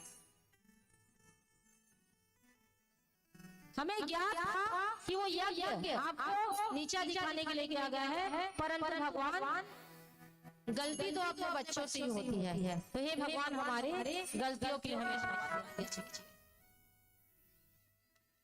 भगवान शिव मुस्कुराते हैं और मुस्कुरा करके उनके साथ चलने को तैयार होते हैं। इसके पहले उन्होंने सारे अंग विहीन थे, किसी का हाथ टूटा, किसी का पैर टूटा, सबको उन्होंने ठीक किया और ठीक करके सब लोग उस यज्ञ में जहाँ पर माता सती ने अपने आप को त्यागा है वहीं पर जाने को तैयार हुए थे। महादेव माता पार्वती की। तो महादेव भगवान सब देवता को लेकर चले गए, ब्रह्मा जी भी चले गए हैं और वहां पर जाकर देखते हैं कि पूरा यज्ञ मंडप पूरा ध्वस्त पड़ा है, कोई इधर गिरा पड़ा है, कोई इधर गिरा पड़ा है। उसी समय भगवान तो सब कहते हैं कि अब यज्ञ तो प्रारंभ हो रहा था, यज्ञाचार्य आई है, इसका मेन यजमान कहाँ है? मेन यजमान का तो सिर धड़ से अलग है, दक्ष प्रजापति का सिर टूटा पड़ा हुआ है, क्या किया जाए? तो वहां पर बकरे का सिर लगाया गया। प्रेम से महादेव भगवान की। और जैसे ही बकरे का सिर लगाया गया, अब आप लोग सोच रहे होंगे क्यों ऐसा किया गया? यज्ञ प्रारंभ हो रहा है, यज्ञ को पूर्ण करना अत्यंत आवश्यक है। कितना भी आपके ऊपर बाढ़ आ जाए, अब कितना भी बारिश हो जाए, बैठोगे कि नहीं कथा सुनने, है ना? तो उसी प्रकार यज्ञ को पूर्ण करना आवश्यक है। इस कारण मुख्य यज्ञाचार्य को उन्होंने क्या किया? बकरे का सिर लगाया गया ताकि कम से कम यज्ञ पूर्ण हो। अब आप लोग बोलोगे कि उसका सिर तो मानव का भी लगाया जा सकता था, देवता का लगाया गया, तो नंदी ने क्या साथ दिया? जिस मुख से कोई भगवान की निंदा करता है उसका मुख को भगवान तोड़ देते थे। जिस प्रकार किसका टुकड़ा भी दक्ष प्रजापति का श्राप सही हुआ कि नहीं हुआ? श्राप दिया गया था ना, क्योंकि भगवान की निंदा उसी मुख से किया था, तो भगवान उस मुख को कैसे रहने सकते हैं? अब जैसे ही मुख को जोड़ा गया है, बकरे का सिर लगाया गया, तो बकरे लोग कैसे करते हैं? अपने मुख को ऐसे से करते रहते हैं। अब जैसे ही अब जब तक दक्ष का शरीर था तब तक उसने भगवान शिव की निंदा की, और जैसे ही बकरे का सिर को जोड़ा गया उसी समय बकरे ने पहला शब्द क्या बोला? बम बम बम। क्या बोला? जोर से बोलो, जोर से बोलो, आवाज तो नहीं आ रहा है। बम बम बोलने से भगवान बहुत प्रसन्न होते हैं। उसी समय भगवान हंसे हैं। क्योंकि दक्ष प्रजापति जो गाली कर रहे थे और बम बम बोलते जा रहे थे, जब भी कोई मनुष्य बम बम बोलता है उस पर भगवान अत्यधिक प्रसन्न होते हैं, क्योंकि उनको अपने ससुर की याद आता है कि मेरे ससुर ने सबसे पहले बम बम बोला था। बम बम भोले बम बम भोले बम बम बम बम बम बम बम भोले बम बम भोले बम बम भोले बम बम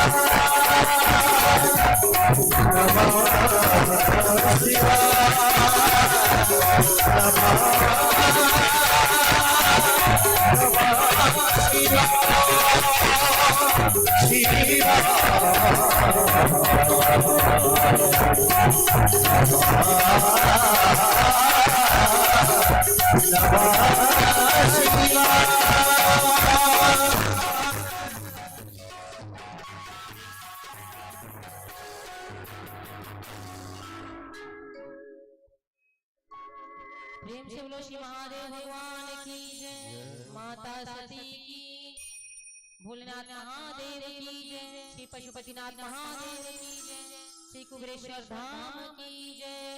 हर हर हर हर। इस प्रकार भक्तों भगवान शिव के समक्ष सर्वप्रथम बम बम का शब्द किसने किया? दक्ष प्रजापति का जो सिर था मुख उसने बम बम किया। इस कारण जब भी सभी भक्त कांवड़ यात्रा में जाते हैं तो बम बम कहते हैं ना, इसी वजह से कहते हैं बम बम बोलने से भगवान शिव अत्यधिक प्रसन्न होते हैं। जो भी भक्त बम बम बोलता है तो भगवान को अपने ससुर की याद आ जाती है। तो भक्तों इस प्रकार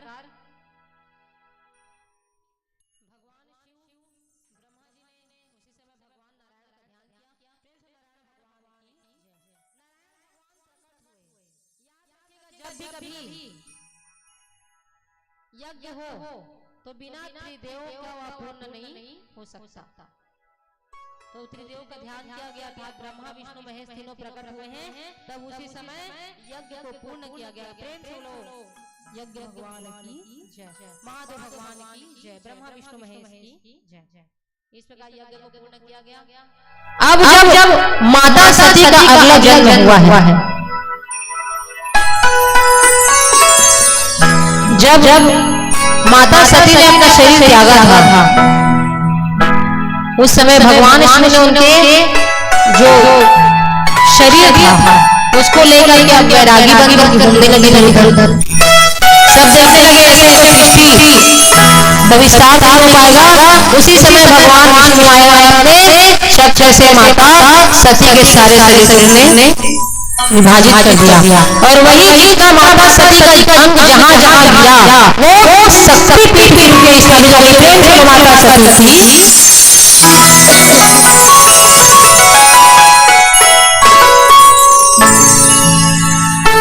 कितना शक्तिपीठ है? कितना जोरदार तालियां के लिए 51 शक्तिपीठ। और एक शक्तिपीठ कहाँ है? और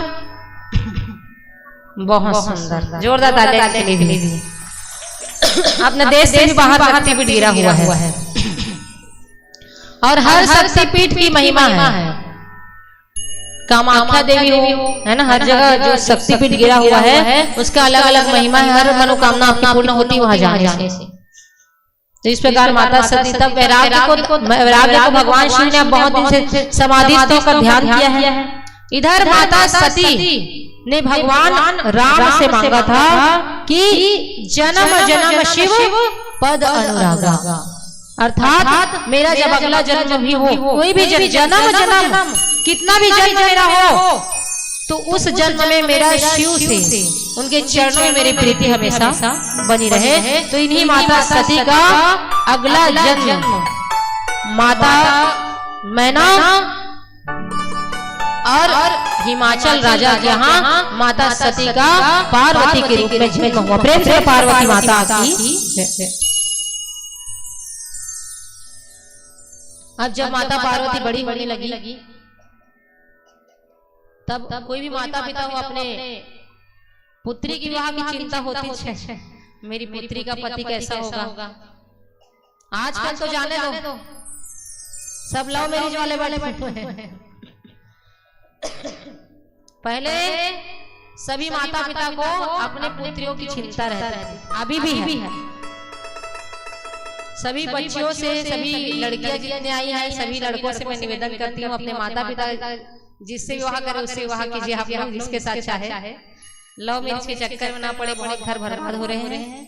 अब बाकी आपकी क्या इच्छा है, क्या करना है क्या नहीं करना है, बस यहाँ से ही बोल सकती हूँ कि आपके माता पिता जिस भी जीवन साथी को चुने उसके साथ आप विवाह कीजिए। अपने माता पिता, आपके माता पिता आपका गलत कभी नहीं सोच सकते। माता पिता हमेशा चाहते हैं कि बेटी और बेटे का जीवन एकदम सुखमय हो।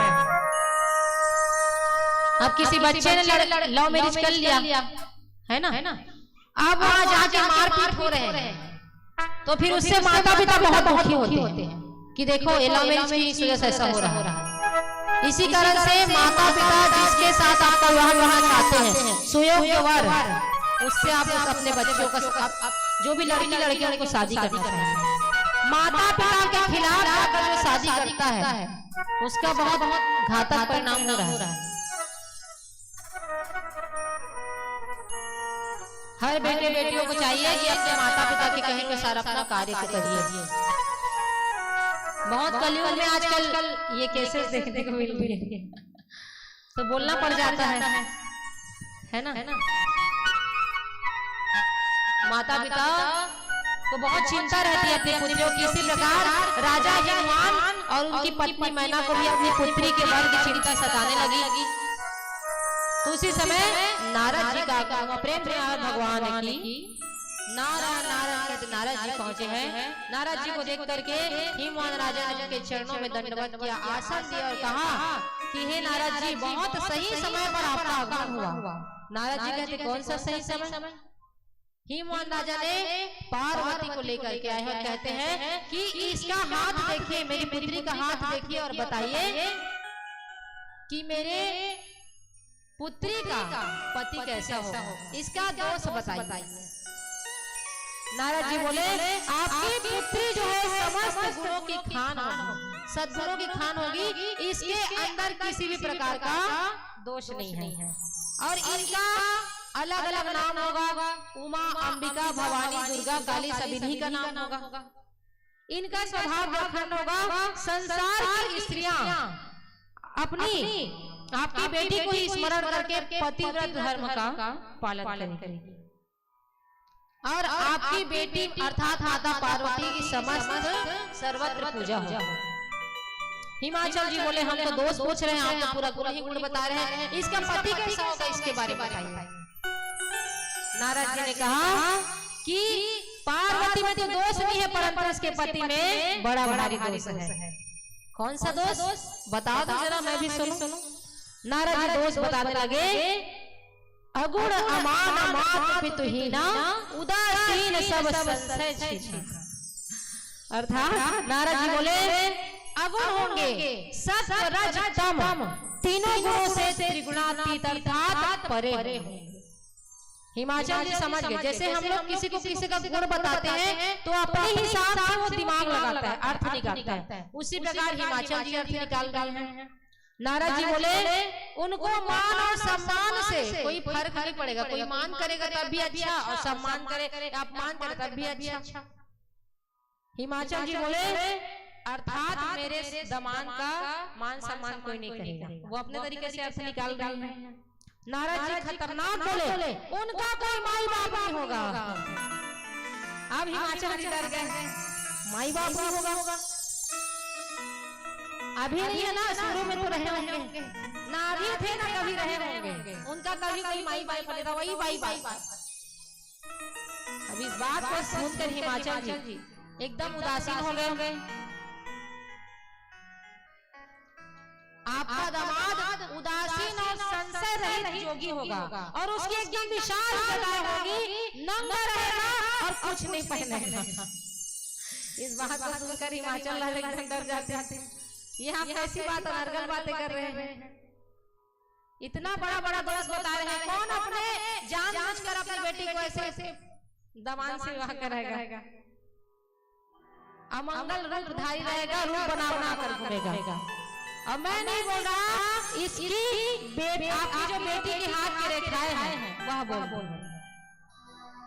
अब हिमाचल में ना उसी समय रोने लगे हैं। देख लो, विवाह नहीं हुआ है, माता पिता अपने संतान से कितना प्रेम करते हैं, इसे समझिए। विवाह हुआ नहीं है, 2 वर्ष को जैसे ही सुना कि मेरी बेटी रानी राजकुमारी, वो भी ऐसे गुणहीन व्यक्ति के पास जाएगा, तो उसी समय माता मैना और हिमाचल राजा दोनों रोने लगे।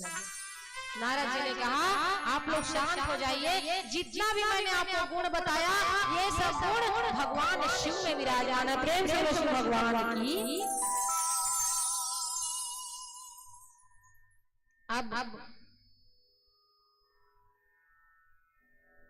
नारद जी को कहते हैं कि हे नारद जी, इसका कोई स्कीम है, उपाय है कि ये बदल जाए, इससे विवाह ना हो। तो नारद जी बोले, और क्या बोले? कह मुनीश हिमवंत सुनो, जो विधि लिखा लीलार, जो विधि लिखा लीलार, देव दनुज नर नाग मुनि को न मेट निहार। अर्थात ब्रह्मा जी के लिखे हुए को न देव मिटा सकता, न धनुष मिटा सकता, न कोई नाग किन्नर, किसी में सामर्थ्य नहीं। अगर ब्रह्मा जी ने जिसके साथ विवाह लिख लिया उससे सही होगा, इस बात को कोई नहीं काट सकता।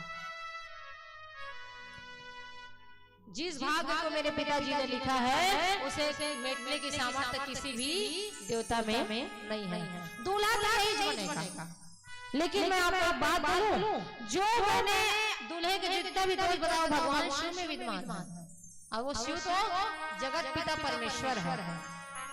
और अगर आपकी पुत्री का एक बार शिव भगवान से विवाह हो जाएगा तो आपका कल्याण हो जाएगा। हिमाचल जी बोले, कैसी विवाह होगा? बोले, यही बताने के लिए तो आया। यहाँ पर माता पार्वती को भी तपस्या करने को कहा गया है, चाहे आप लोग हो चाहे हमको हो। अगर कुछ भी प्राप्त करना है तो बिना मेहनत के कुछ नहीं मिलने वाला। घर में बैठे रहो तो भरे भरे पानी नहीं पूरा है, ऐसे हमारे पिताजी कहते थे। घर में बैठे बैठे कुछ नहीं हो सकता, बिना मेहनत के कुछ प्राप्त नहीं हो सकता। तो भगवान को प्राप्त करने के लिए उनकी कथाओं को सुनना पड़ेगा, और अपनी इच्छा प्राप्त करवाने के लिए, इच्छा को मनवाने के लिए भगवान के पास आपको आना ही पड़ेगा, हाथ जोड़ना ही पड़ेगा। भगवान नारद जी कहते हैं कि तुम अपनी पुत्री को अर्थात माता पार्वती को कहो कि वो कठोर से कठोर तपस्या करे, और भगवान शिव को इस कठोर तपस्या में प्राप्त करेगी। तो छोटी आयु में ही जो आज्ञा कहकर माता पार्वती, अब उनको क्या स्मरण आया? भगवान राम का कहा हुआ बात। भगवान राम ने उनको आशीर्वाद दिया था कि जन्मों जन्म तक तुम्हारे शिव में अनुराग रहेगा। इस बात को माता को स्मरण हुआ और वो बहुत प्रसन्न होती है। माता पिता दुखी परंतु माता पार्वती बहुत प्रसन्न हो जाती है, और प्रसन्न होकर जो आज्ञा कहकर उन्होंने पूरी विधि विधान को पूछ लिया, और पूछ करके कहाँ निकल गई? वन की ओर प्रस्थान की। प्रेम से पार्वती माता की। माता पार्वती वन की ओर प्रस्थान की हुई है। अब इधर दुस्साह और कठोर तपस्या, एक राजकुमारी है हिमवान की पुत्री माता पार्वती इतनी बड़ी राजकुमारी होकर भगवान शिव को मनाने के लिए वन में कठोर तपस्या कर रही है। वायु का सेवन कर रही है, पत्तों का सेवन कर रही है। उन्होंने अनेक प्रकार विधि विधान से भगवान शिव की कठोर तपस्या की। इधर भगवान शिव ने माता सती का जब शरीर शांत हुआ था, इधर उनके समाधि हो गए, वैराग्य हो गए, वैराग्य धारण कर लिया कि आज के बाद किसी से विवाह नहीं करेगा। जहां तहां जाने लगे, राम की बात गाने लगे। एक दिन राम जी प्रकट होकर बोले, बाबा मैं कुछ मांगूंगा तो दोगे? राम भगवान प्रकट हुए भगवान शिव के सामने। कहा है बाबा मुझे मैं जो मांगूंगा दोगे उसको? राम जी ने कहा, जय विवाह सकल यह वही मांगे दे। अर्थात मैं तुमसे वर मांग रहा हूं कि आप जाकर पार्वती जी से विवाह करके आइए। किसने कहा? भगवान राम ने भगवान शिव को कि जाइए और आप माता पार्वती से विवाह करके आइए। अब दर्शन कीजिए। शंकर जी ने कहा, पहले प्रभु आपकी आज्ञा मुझे शिरोधार्य है, परंतु शंकर जी ने सोचा पिछले जन्म में इसी सती ने, इसी पार्वती ने मेरे स्वामी की अर्थात राम भगवान की परीक्षा की थी। मेरे स्वामी का परीक्षा किया था कि नहीं किया था? वन में जब राम जी भटक रहे थे उस समय माता सती ने सीता का रूप धारण किया, तो परीक्षा लिया कि नहीं लिया? अब भगवान ने सोचा कि उस समय इसने मेरे राम का परीक्षा लिया था, अब जब तक मैं इसकी परीक्षा नहीं ले लूं तब तक मैं इससे विवाह नहीं करूंगा। तो भगवान शिव ने उसी समय विचार किया है और सप्तर्षियों को माता पार्वती के पास भेज दिया कि जाओ सप्तर्षियों, तुम लोग अभी के अभी जाओ और जा करके परीक्षा लेकर के आओ। किसका? माता पार्वती का। सप्तर्षि गए, पार्वती से कहने लगे, कहां पर बैठे आप? किसके लिए तपस्या?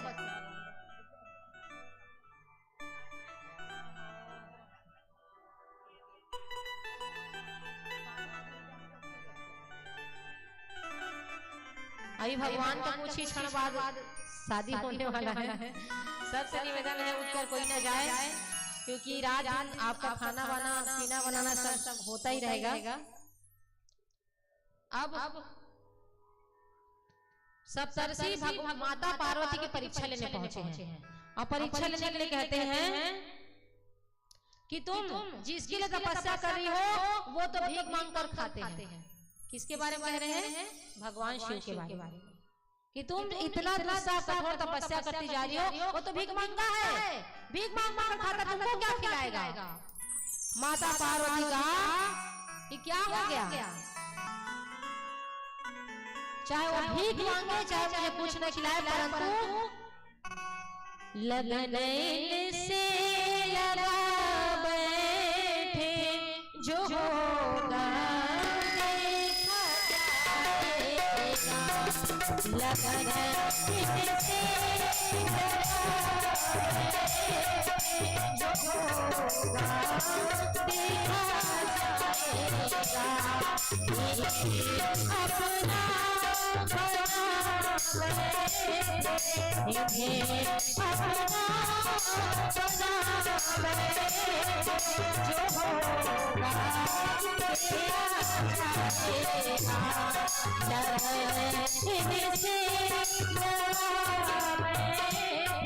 जो होगा देखा जाएगा। माता पार्वती ने यह बात सप्तर्षियों को कह दिया, चाहे मेरा पति भीख मांग कर खाए, चाहे उसके पास कुछ रहे या मत रहे, परंतु लगन इनसे मैंने लगा लिया है, जो होगा देखा जाएगा। सप्तर्षि ने एक के बाद एक भगवान शिव के बारे में बहुत सारी बातें माता पार्वती को कहा, परंतु माता पार्वती ने कह दिया कि मैंने भगवान शिव को अपना पति के रूप में स्वीकार कर चुकी हूँ, अब जो होगा वो देखा जाएगा। सप्तर्षि परीक्षा लेकर निकल गए। परीक्षा लेकर के भगवान शिव के पास पहुंचे, कहा कि हे भगवान देवादिदेव महादेव, हम परीक्षा करके आ गए। माता पार्वती खरा सोना है, उनमें किसी प्रकार का अवगुण नहीं है, वो तो मन ही मन आपको ही पति के रूप में स्वीकार कर चुकी है। अतः हे भोलेनाथ देवादिदेव चलिए और माता पार्वती से पानी ग्रहण संस्कार कीजिए। अब इधर माँ भवानी का निष्ठा देखकर दर्शन करके जय जय करके बाबा को जैसे सुनाया, भगवान शंकर माता पार्वती के गुणों से इतने आनंद में डूब गए, उसी समय उन्होंने समाधि लगा लिया। ब्रह्मा भगवान की अब भगवान 87,000 वर्ष तक उठेंगे कि नहीं उठेंगे, 1,00,000 वर्ष तक उठेंगे कि नहीं उठेंगे, कोई गारंटी नहीं है। भगवान समाधिस्थ हो गए, इधर माता पार्वती अपना क्या कर रही है, तपस्या में लीन है। किसको प्राप्त करने के लिए, भगवान शिव को प्राप्त करने के लिए। इसी बीच एक दैत्य जी का नाम था तारकासुर। तारकासुर ने जन्म लिया है और जन्म लेकर के ब्रह्मा जी का गुस्सा कठोर तपस्या करते हैं। ब्रह्मा जी प्रसन्न होते हैं और ब्रह्मा जी ने कहा बेटा वरदान मांगो। तारकासुर ने कहा कि हे भगवान मुझे अजर अमर का वरदान दीजिए। ब्रह्मा जी ने कहा बेटा जो इस जगत में आया है उसको जाना पड़ेगा और जो गया है उसको आना भी पड़ेगा। अन्य तपस्या का फल मांगो, दूसरा वरदान मांगो। तारकासुर ने दिमाग लगाया, भगवान शिव चले गए समाधि में, उनकी पत्नी भी नहीं है, अतः उन्होंने वरदान मांगा कि हे भगवान मुझे वरदान देना चाहते तो दीजिए, मेरा मृत्यु भगवान शिव के पुत्र के द्वारा।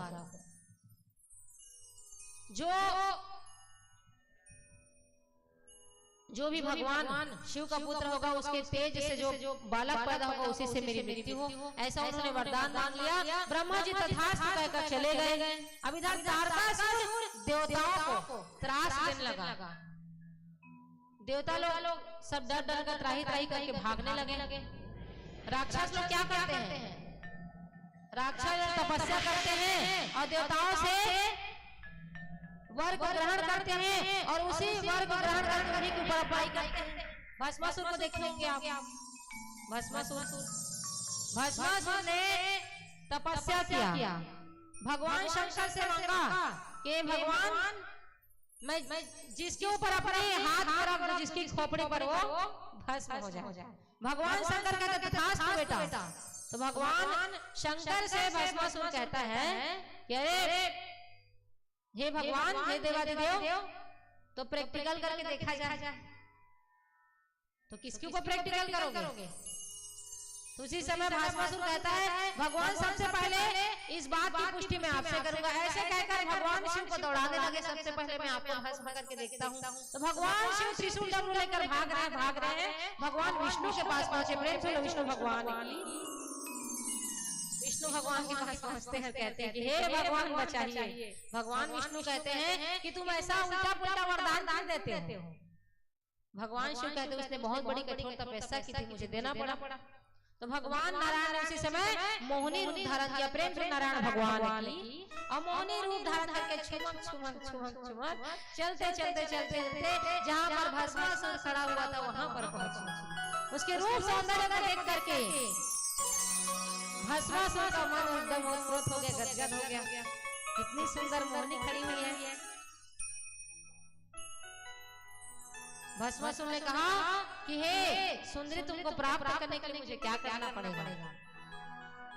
मोहिनी कहती है कि मुझे प्राप्त करने के लिए तुमको नृत्य करना पड़ेगा। मैं जैसा जैसा नाचूं वैसे वैसे नाच कर दिखाओ। तो उसी समय भस्मासुर भगवान की बात में आ गए। अब भस्मासुर मोहिनी के अनुसार नृत्य कर रहे हैं, उल्टा घूम रहे, पुल्टा घूम रहे हैं। भस्मासुर भूल गए अपने आप को, आपा खो बैठे हैं। मोहिनी के चक्कर पड़ करके भगवान नारायण ने जैसे अपने सिर पे खोपड़ी रखी, उसी प्रकार भस्मासुर ने अपने सिर पर हाथ रख दिया। उसी समय भस्मासुर भस्म हो गया। प्रेम से नारायण भगवान की। तो जैसा जैसा नाचने को कहा गया नाच रहे हैं, हम लोग भी नाच रहे हैं, भगवान नचा रहे हैं हमको, है ना? तो इस प्रकार भस्मासुर भस्म हुआ। कहने का तात्पर्य क्या है भक्तों, कि जितने भी राक्षस है वो लोग जब कभी वरदान पाते हैं तो देवताओं पर जाकर हमला करते हैं। उसी प्रकार तारकासुर ने वरदान पाया और जाकर के कहां पर अटैक किया? सबसे पहले देवताओं के ऊपर, स्वर्ग पर। सब देवतागण भागने लगे। भागते भागते ब्रह्मा जी के पास पहुंचे और कहा, ब्रह्मा जी के पास जाकर कहते हैं कि आपने इनको कौन सा वरदान दिया? हम लड़ कर थक गए, ये मरने का नाम ही ले रहा है। ब्रह्मा जी कहते हैं कि मैंने ऐसा वरदान दिया है जिसको सुनकर सब आश्चर्य में हो जाएंगे। कौन सा वरदान दिया आपने? मैंने वरदान दिया है, इसने वरदान मांगा कि इसकी मृत्यु भगवान शिव के पुत्र से हो। इंद्र बोले दूसरा कोई उपाय नहीं है क्या मारने का? ब्रह्मा जी कहते और तो उपाय नहीं है। अब इंद्र ने कहा कि भगवान शिव तो समाधि में बैठे हुए हैं और जो उसको उठाने जाएगा वो पहले मरेगा। तो कौन उठाने जाए? उसी समय कामदेव का स्तवन किया गया। प्रेम से कामदेव महाराज की कामदेव का आवाहन किया गया, कामदेव को बुलाया गया और कामदेव को कहा जाओ भगवान शिव की समाधि को भंग करके आओ।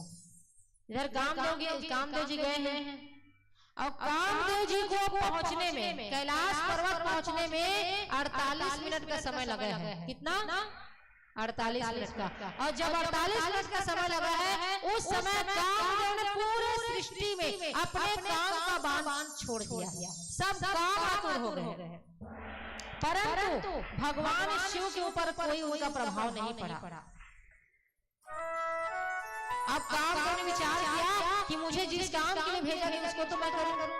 भगवान शिव ध्यान में मग्न है। उसी समय कामदेव आम के वृक्ष पर चढ़ गए और आम के वृक्ष के पत्तों के पीछे से बाण को चढ़ाते हैं और बाण पर अनुसंधान करते होते भगवान शिव के हृदय में प्रहार करते हैं। प्रेम से महादेव भगवान की।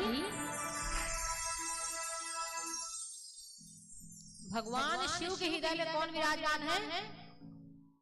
कौन है विराजमान? राम जी। जहां पर राम जी प्रवेश करते हैं वहां पर काम प्रवेश नहीं कर सकता। इसी कारण से भगवान शिव पर कामदेव का कोई असर नहीं पड़ा। अब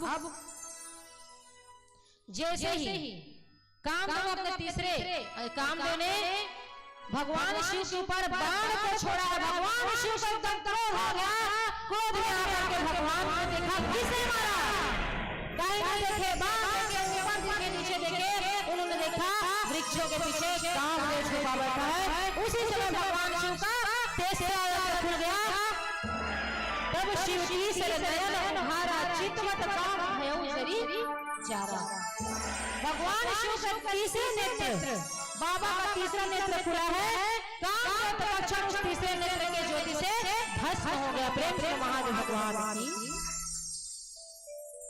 कामदेव की पत्नी रोते रोते रति माता रोते रोते उनके पास पहुंची है। कहा हे बाबा भोलेनाथ, आपने मेरे पति को भस्म कर दिया, मैं किसके सहारे जीऊंगी? बाबा बोले रति जाओ, अब तेरे तब नाथ कर हो ही नाम अनंग। बिनु बपु बसा भी सब ही पुनी, सुनु निज मिलन प्रसंग। अर्थात बाबा ने कहा रति तुम्हारे पति का नाम अनंग होगा। क्या होगा? अनंग। अनंग मतलब बिना अंग के। उसी दिन से पूरे ये संसार देख रहे हो ना, पूरे समस्त सृष्टि में काम का संचार हुआ है। आज के बाद भगवान शिव ने वरदान दिया है, आज के बाद तुम्हारे पति बिना अंग के सब में व्याप्त होंगे। उसी दिन से कामदेव का वास हमारे शरीर के धमनियों में प्रवाहित हो रहा है। इस वजह से हमारे अंदर काम, क्रोध, लोभ, मोह और अहंकार ये पांचों गुण विद्यमान। रति ने पूछा प्रभु मुझसे कब मिलेंगे? मेरे पति मुझे, स्वामी मुझे कब मिलेंगे? तब भगवान ने कहा द्वापर में जब भगवान कृष्ण का अवतरण होगा पृथ्वी का भार उतारने के लिए, जब भगवान का अवतरण होगा तब भगवान कृष्ण और रुक्मणी के संयोग से क्या होगा? प्रद्युम्न का जन्म होगा। तुम्हारे पति ही प्रद्युम्न के रूप में आएंगे। प्रेम से प्रद्युम्न महाराज की। देवता पहुंचे भगवान ब्रह्मा जी के पास। ब्रह्मा जी सबको लेकर बैकुंठ पहुंचे और विष्णु देवता ब्रह्मा जी सब लोग पहुंच करके कैलाश में पहुंचे, क्योंकि यहाँ पर कामदेव अकेले गया था। कामदेव जाकर के भस्म करने है ना, भगवान की समाधि को उन्होंने तोड़ा है। इधर भस्म हो गया, सब देवता कहाँ पहुंच गए? कैलाश में पहुंच गए। भगवान भोलेनाथ, जब इंसान डरा रहता है ना, 10 लोग जा रहे हैं, जब डरा रहेगा तो अलग अलग बात करता है। उसी प्रकार सब देवतागण एकत्रित हो गए और एकत्रित होकर पहुंचे। अब भगवान की प्रशंसा कर रहे हैं। पृथक पृथक तीन किन्ह प्रशंसा। कोई बोल रहा है बोलो विश्वनाथ भगवान की जय, कोई बोल रहा है बोलो भूतनाथ भगवान की जय। भगवान महादेव कहते हैं अलग अलग प्रशंसा करने की क्या आवश्यकता। देवताओं ने कहा काम नहीं बना तो एक साथ इसकी प्रशंसा करो। सब देवता मिलकर कहने लगे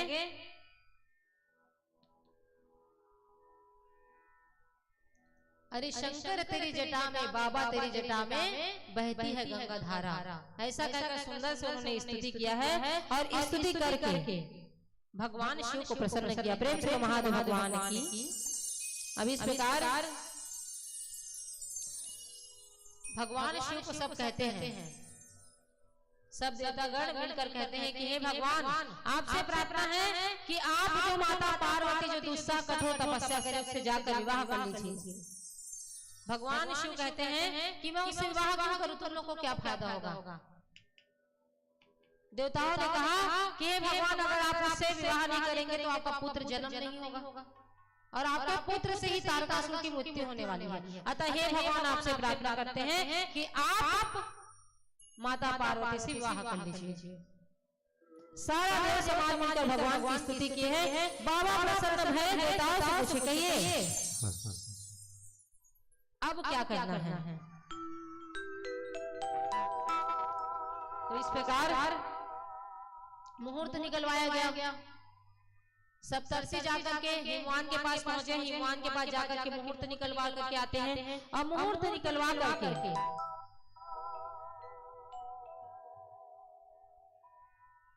कब विवाह होगा। आप लोग सोचते हैं ना महाशिवरात्रि दिन विवाह हुआ है, सोचते हैं ना भगवान शिव का विवाह उस दिन नहीं हुआ है। लोकाचार में कह देते हैं कि भगवान शिव का विवाह शिवरात्रि दिन हुआ है, तो उस दिन नहीं हुआ है। शिव महापुराण में क्या दिया गया हम बताती हूँ, है ना।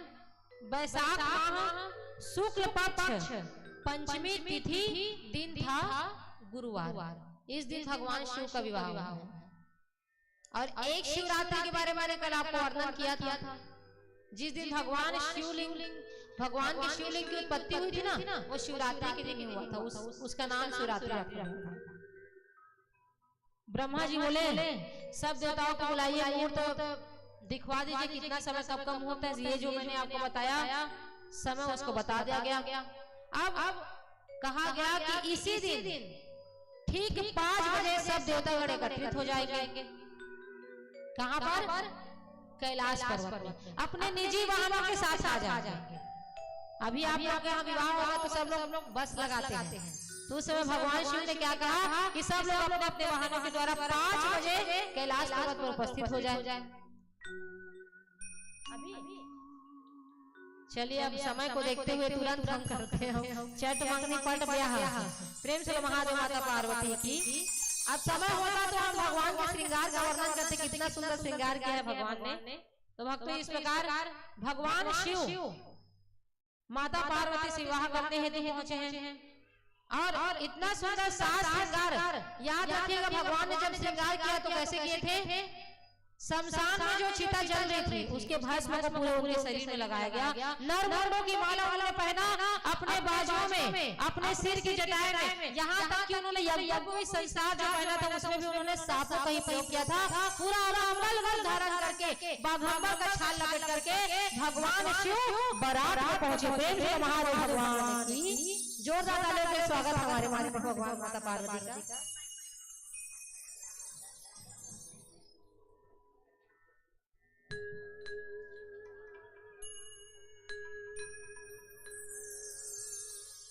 भगवान शिव बारात में पहुंचे हैं। कौन कौन है बाराती? हाथ उठाओ। सबको बाराती बनना है ना। कितना सुंदर दिन है, सोमवार का दिन। और सोमवार के दिन में पशुपतिनाथ महादेव का स्थापना भी हुआ और साथ में आप भगवान शिव और माता पार्वती के विवाह का दर्शन कर रहे हैं। प्रेम से देवादेव महादेव माता पार्वती की। आइए भक्त सब लोग भगवान शिव का पानी ग्रहण संस्कार करें, बारात संस्कार करें। सब लोग जोरदार तालियों से भगवान शिव माता पार्वती का स्वागत करेंगे।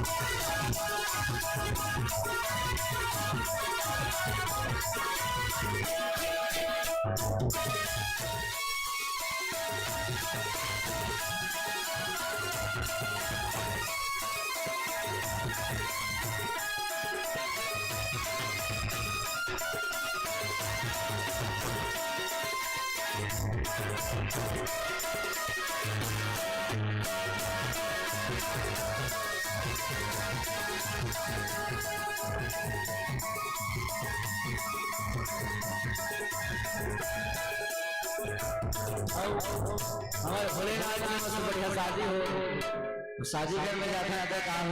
चलिए तो मालूम परंपरा निभाया बहुत नाम सुने राखी गांव के हल जम्मू सियाल लड़का बुजुर्ग भक्ति में बहुत झूम थे। ये बात में जब केस काल में हम भैया बताया किरण छत्र और आप में तो कमजोरी दिखा बोला बिल्कुल नहीं आया। कैसे सूरज भैया आप में पहले ट्रेनिंग दे थोड़ा सा आओ आओ आओ आओ आओ यहाँ पे खड़े हो जाओ और जयकारा लगाओ प्रेम से, बोले शंकर भगवान की।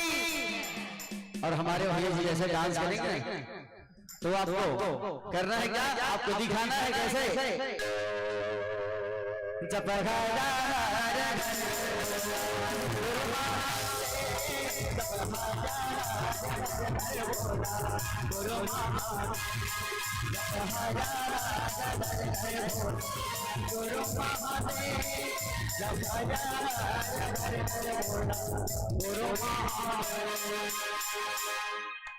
मत बजाओ भाई, हाँ पता लगा अस्कट है सुरसुरी जलाएगा बनवर सुरसुरी जला शादी में सुरसुरी विशेष महत्व है। बोला शादी मंत्रोच्चार से भगवान का विवाह हुआ, उसके बाद आप सबको नृत्य करना है ना, क्योंकि देखो आज यहाँ नहीं नाचना, आपको कहाँ पे नाचना पड़ेगा, यम के द्वार में।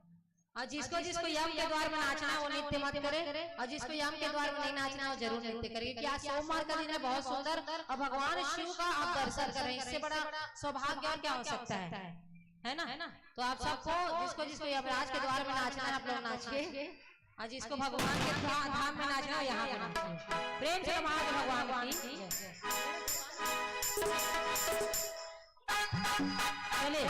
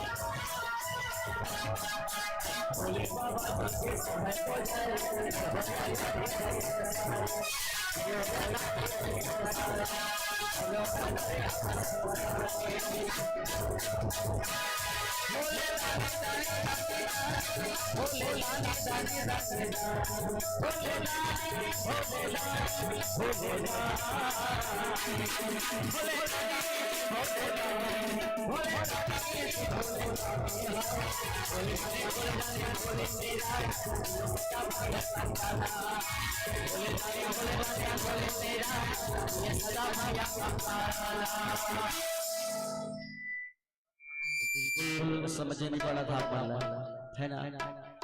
कहीं दूसरा गाना गाना है, दूसरा जिम आते नाचे वाला तुम कोई गाना है का फरमाइश में जे में नाच सको मोर गाना तुम लहबे नहीं करत है। आओ वो आवाज है हो जा। जय हो राधे। ला ला ला ला ला ला ला